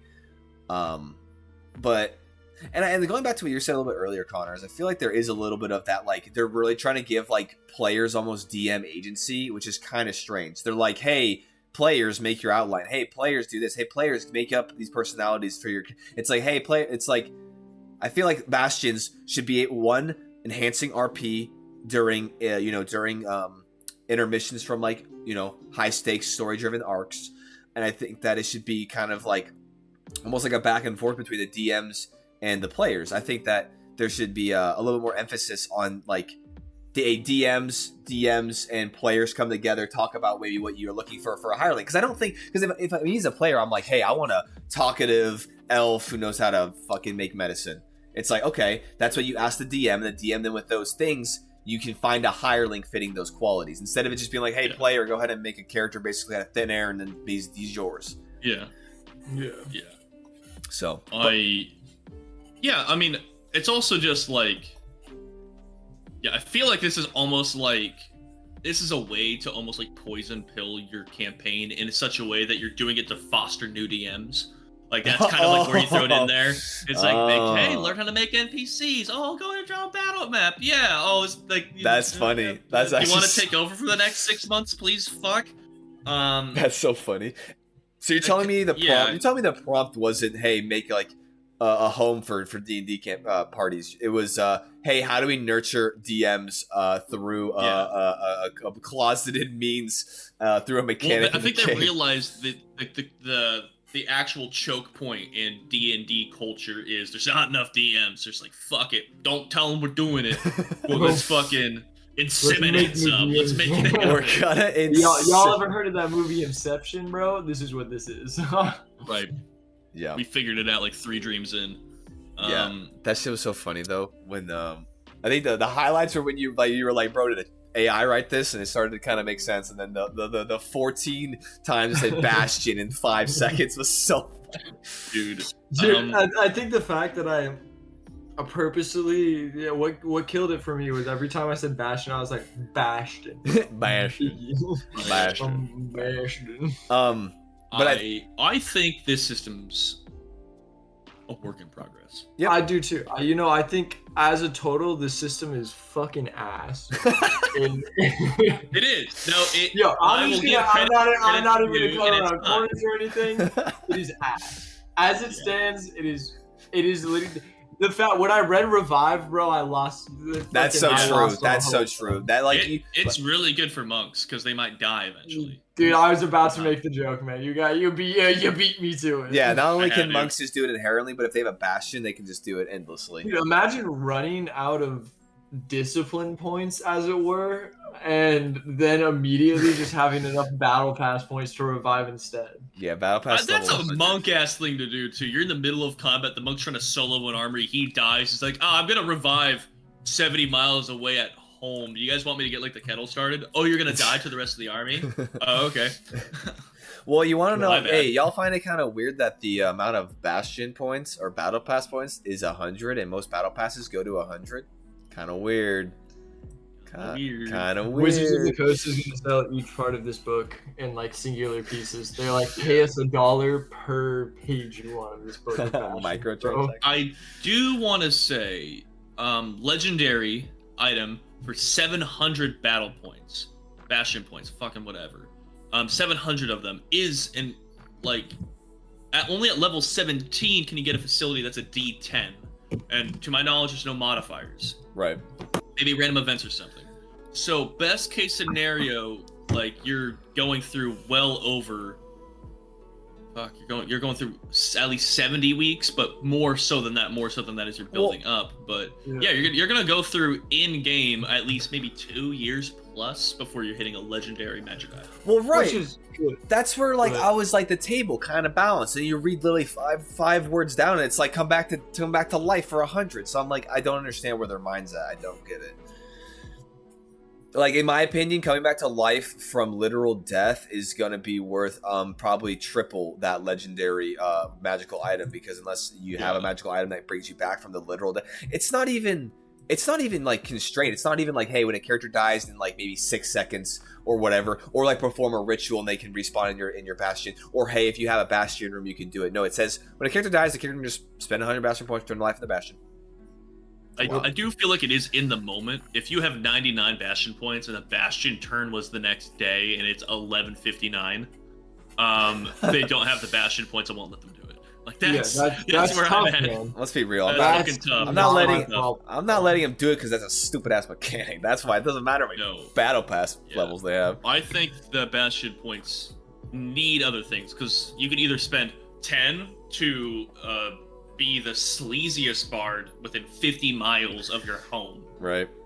Which, if I was a bard, I would do all the fucking time. Yeah. Like, as much as you can. I would die because I wouldn't have 100 bastion points in the tank. I'd be using it. But that's another annoyance for me there too, is it's like, oh, the word spreads of your heroic deeds. It's just automatic implications that you're just like absolute units, heroes of everything. It's like, no. It's word like spreads that I burnt down the fucking orphanage, dude. Like word spreads of your heroic deed. It's just too blanket. It's too blanket. But I think we should call that good for now. All right, just real quick, final thoughts. Logan said it's ass. Connor. Oh, it's ass. It's real bad. I'm trying to be. I like the facilities. Yeah. Enough. I like the special facilities only because they are reminiscent of a better system. Yes. That I would use instead. I would. For me, like, because what I was fascinated with, I use the sci-fi system. I'm like, oh, cool. This is for all their stuff is for a ship. This is for a fixed structure. Maybe I could use that for the Star Wars system and when we get to that point in the campaign. And instead, I'm like, I'm just going to use the ship systems and make it stagnant because it's better. Yeah. I honestly think I agree with you. I literally think that if this PDF started with Bastion Facilities and went downward, this would have been already off the rip 100% better. They did not need to add all this extra flavor, all these stipulations. I also just want to highlight, I don't think we really highlighted it, but like all of this Bastion shit is level dependent, and I don't like that. That just seems like it's really concrete, set in stone. Like, oh, you're level 5, guess what? You get a house. It's like, that makes no fucking sense. I like, hey, to each their own. I do want to preface a lot of this. We obviously are kind of ripping the shit out of this, but hey, for some, I'll do it again. No. I mean, I don't apologize for it, but I just want to say, I do like that at the very least they introduce a system and it is fleshed out to the point of where you could like utilize it, right? Where it's not like, you know, if somebody wants to like, oh, when would you implement this? Okay, here is an option. Oh, how does it work? Here are the turns. Like, how often does it work? And then blah blah blah blah. Right? I think that at least it offered something. Do I like this something? No, it's shit. I'll send it back to the kitchen. Thanks. But I think I do like that at least it's a system, and they're kind of, and I mean, they're probably going to work on it more. You know, this is playtest, so I'm hoping that they refine it. Here is my fix, basic fix for it, just off the top of my head, and it's only based off the Star Wars system, because in that one you spend money to upgrade the ship's level. The ship has its own character sheet, and you pay money, you take it to the dry dock to get fixed. Maybe the Bastion has its own level. Ooh, I like that. Yeah, you upgrade its money. You could also tie in, everybody knows the classic, before there was Fortnite, there's Fortnite Save the World, and in order to upgrade your facilities there, you had to be there and do the event there. Obviously, it's D&D, you're not going to do fucking, like, random events whenever you upgrade it, but, like, the character should be there for it or something. Right. Like, make the Bastion feel, like, more personable, and make it part of the campaign, because this, part of the problem is, with when you throw this much mechanics at it, it feels very impersonal. Hollow, 100%, The DM has to do a lot of work with everything written here to tie all this monotony into a living, breathing world.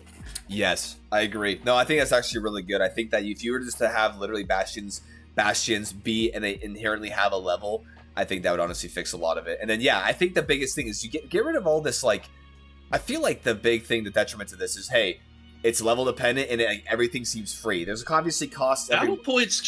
Make battle points level it up. When you get 200 battle points. Oh yeah, make that the resource, and that'd be kind of cool too. Something. That'd be kind of cool, because then you incorporate that, and then if you make your facilities utilize those points, then it's almost like you are forsaking a resource that's valuable, because it's either, hey, do you want to keep stockpiling to level it up, or do you want to burn some of your resources then utilize these facilities? So then it's a little bit more of a trade than just what they have right now, where it's just like, hey, free shit. Hey, here, I have more stuff. Hey, free shit. That's what it feels like. It feels like free shit. Yeah, a lot of free shit, but I appreciate the attempt on taking D&D from being an adventuring game to an adventuring game with a home base. Yep. The concept in general is good. Yep. I will say that. Yes. I will say the concept for sure, execution, like we've already mentioned, kind of shit, but I think that obviously is playtest. This is their first go at it, and I think for a first go at it, not the worst thing ever. But obviously this is all the time we have for tonight. So we're going to keep churning through more facilities, and I think that's where we're going to kind of have a little bit more fun, is going through individual facilities and just kind of think about how those can be applied, and then you can just literally rip those out and move those to. I would also like to go through the cantrips as a little dessert at the end, because I've really reworked a lot of old ones. Yeah, I'm not reading it, but True Strike and Blade Ward are on here, which are dog shit. They were ass. Cantrips. I want to see what they do with those. Yeah. So. We'll see, I guess. But yeah, I'd like to dip through those. And we can even go through some of the other UAs and look at spells, because they've reworked a lot of stuff. Or we don't have to, but I think cantrips are always would be a good one to look at, because it's a renewable resource. You can keep using it, but yeah, we'll just keep churning through the facilities next time, and then we'll get to their. Hopefully, the events are kind of cool. I hope it's a little bit more than just Risk, the D&D game, where you're just rolling your dice and then half your men are dead, and you're like, oh well. I'm really hoping for that, but we'll get to that at some point. So, but until then, we appreciate all of you guys for hanging out. A little bit longer of a Tavernside Talks, but we're getting into it. Cool concept. Hopefully they revise some things. Obviously we kind of have our own little notes, but we'll keep looking through, and hopefully maybe we can keep checking it out, and some of the facilities have more adaptive properties than I'm excited to see them lean into it. I'm excited to see the battle pass. Yeah, that's what I'm ready for. Yeah, for sure. So we will just check out the Twitch schedule for upcoming episodes. Also, we're currently in the works of getting a new arc ready and going, so just keep an eye out for that as well. But until then, y'all have a wonderful rest of your night, and we will catch you all later. Have a good night, y'all.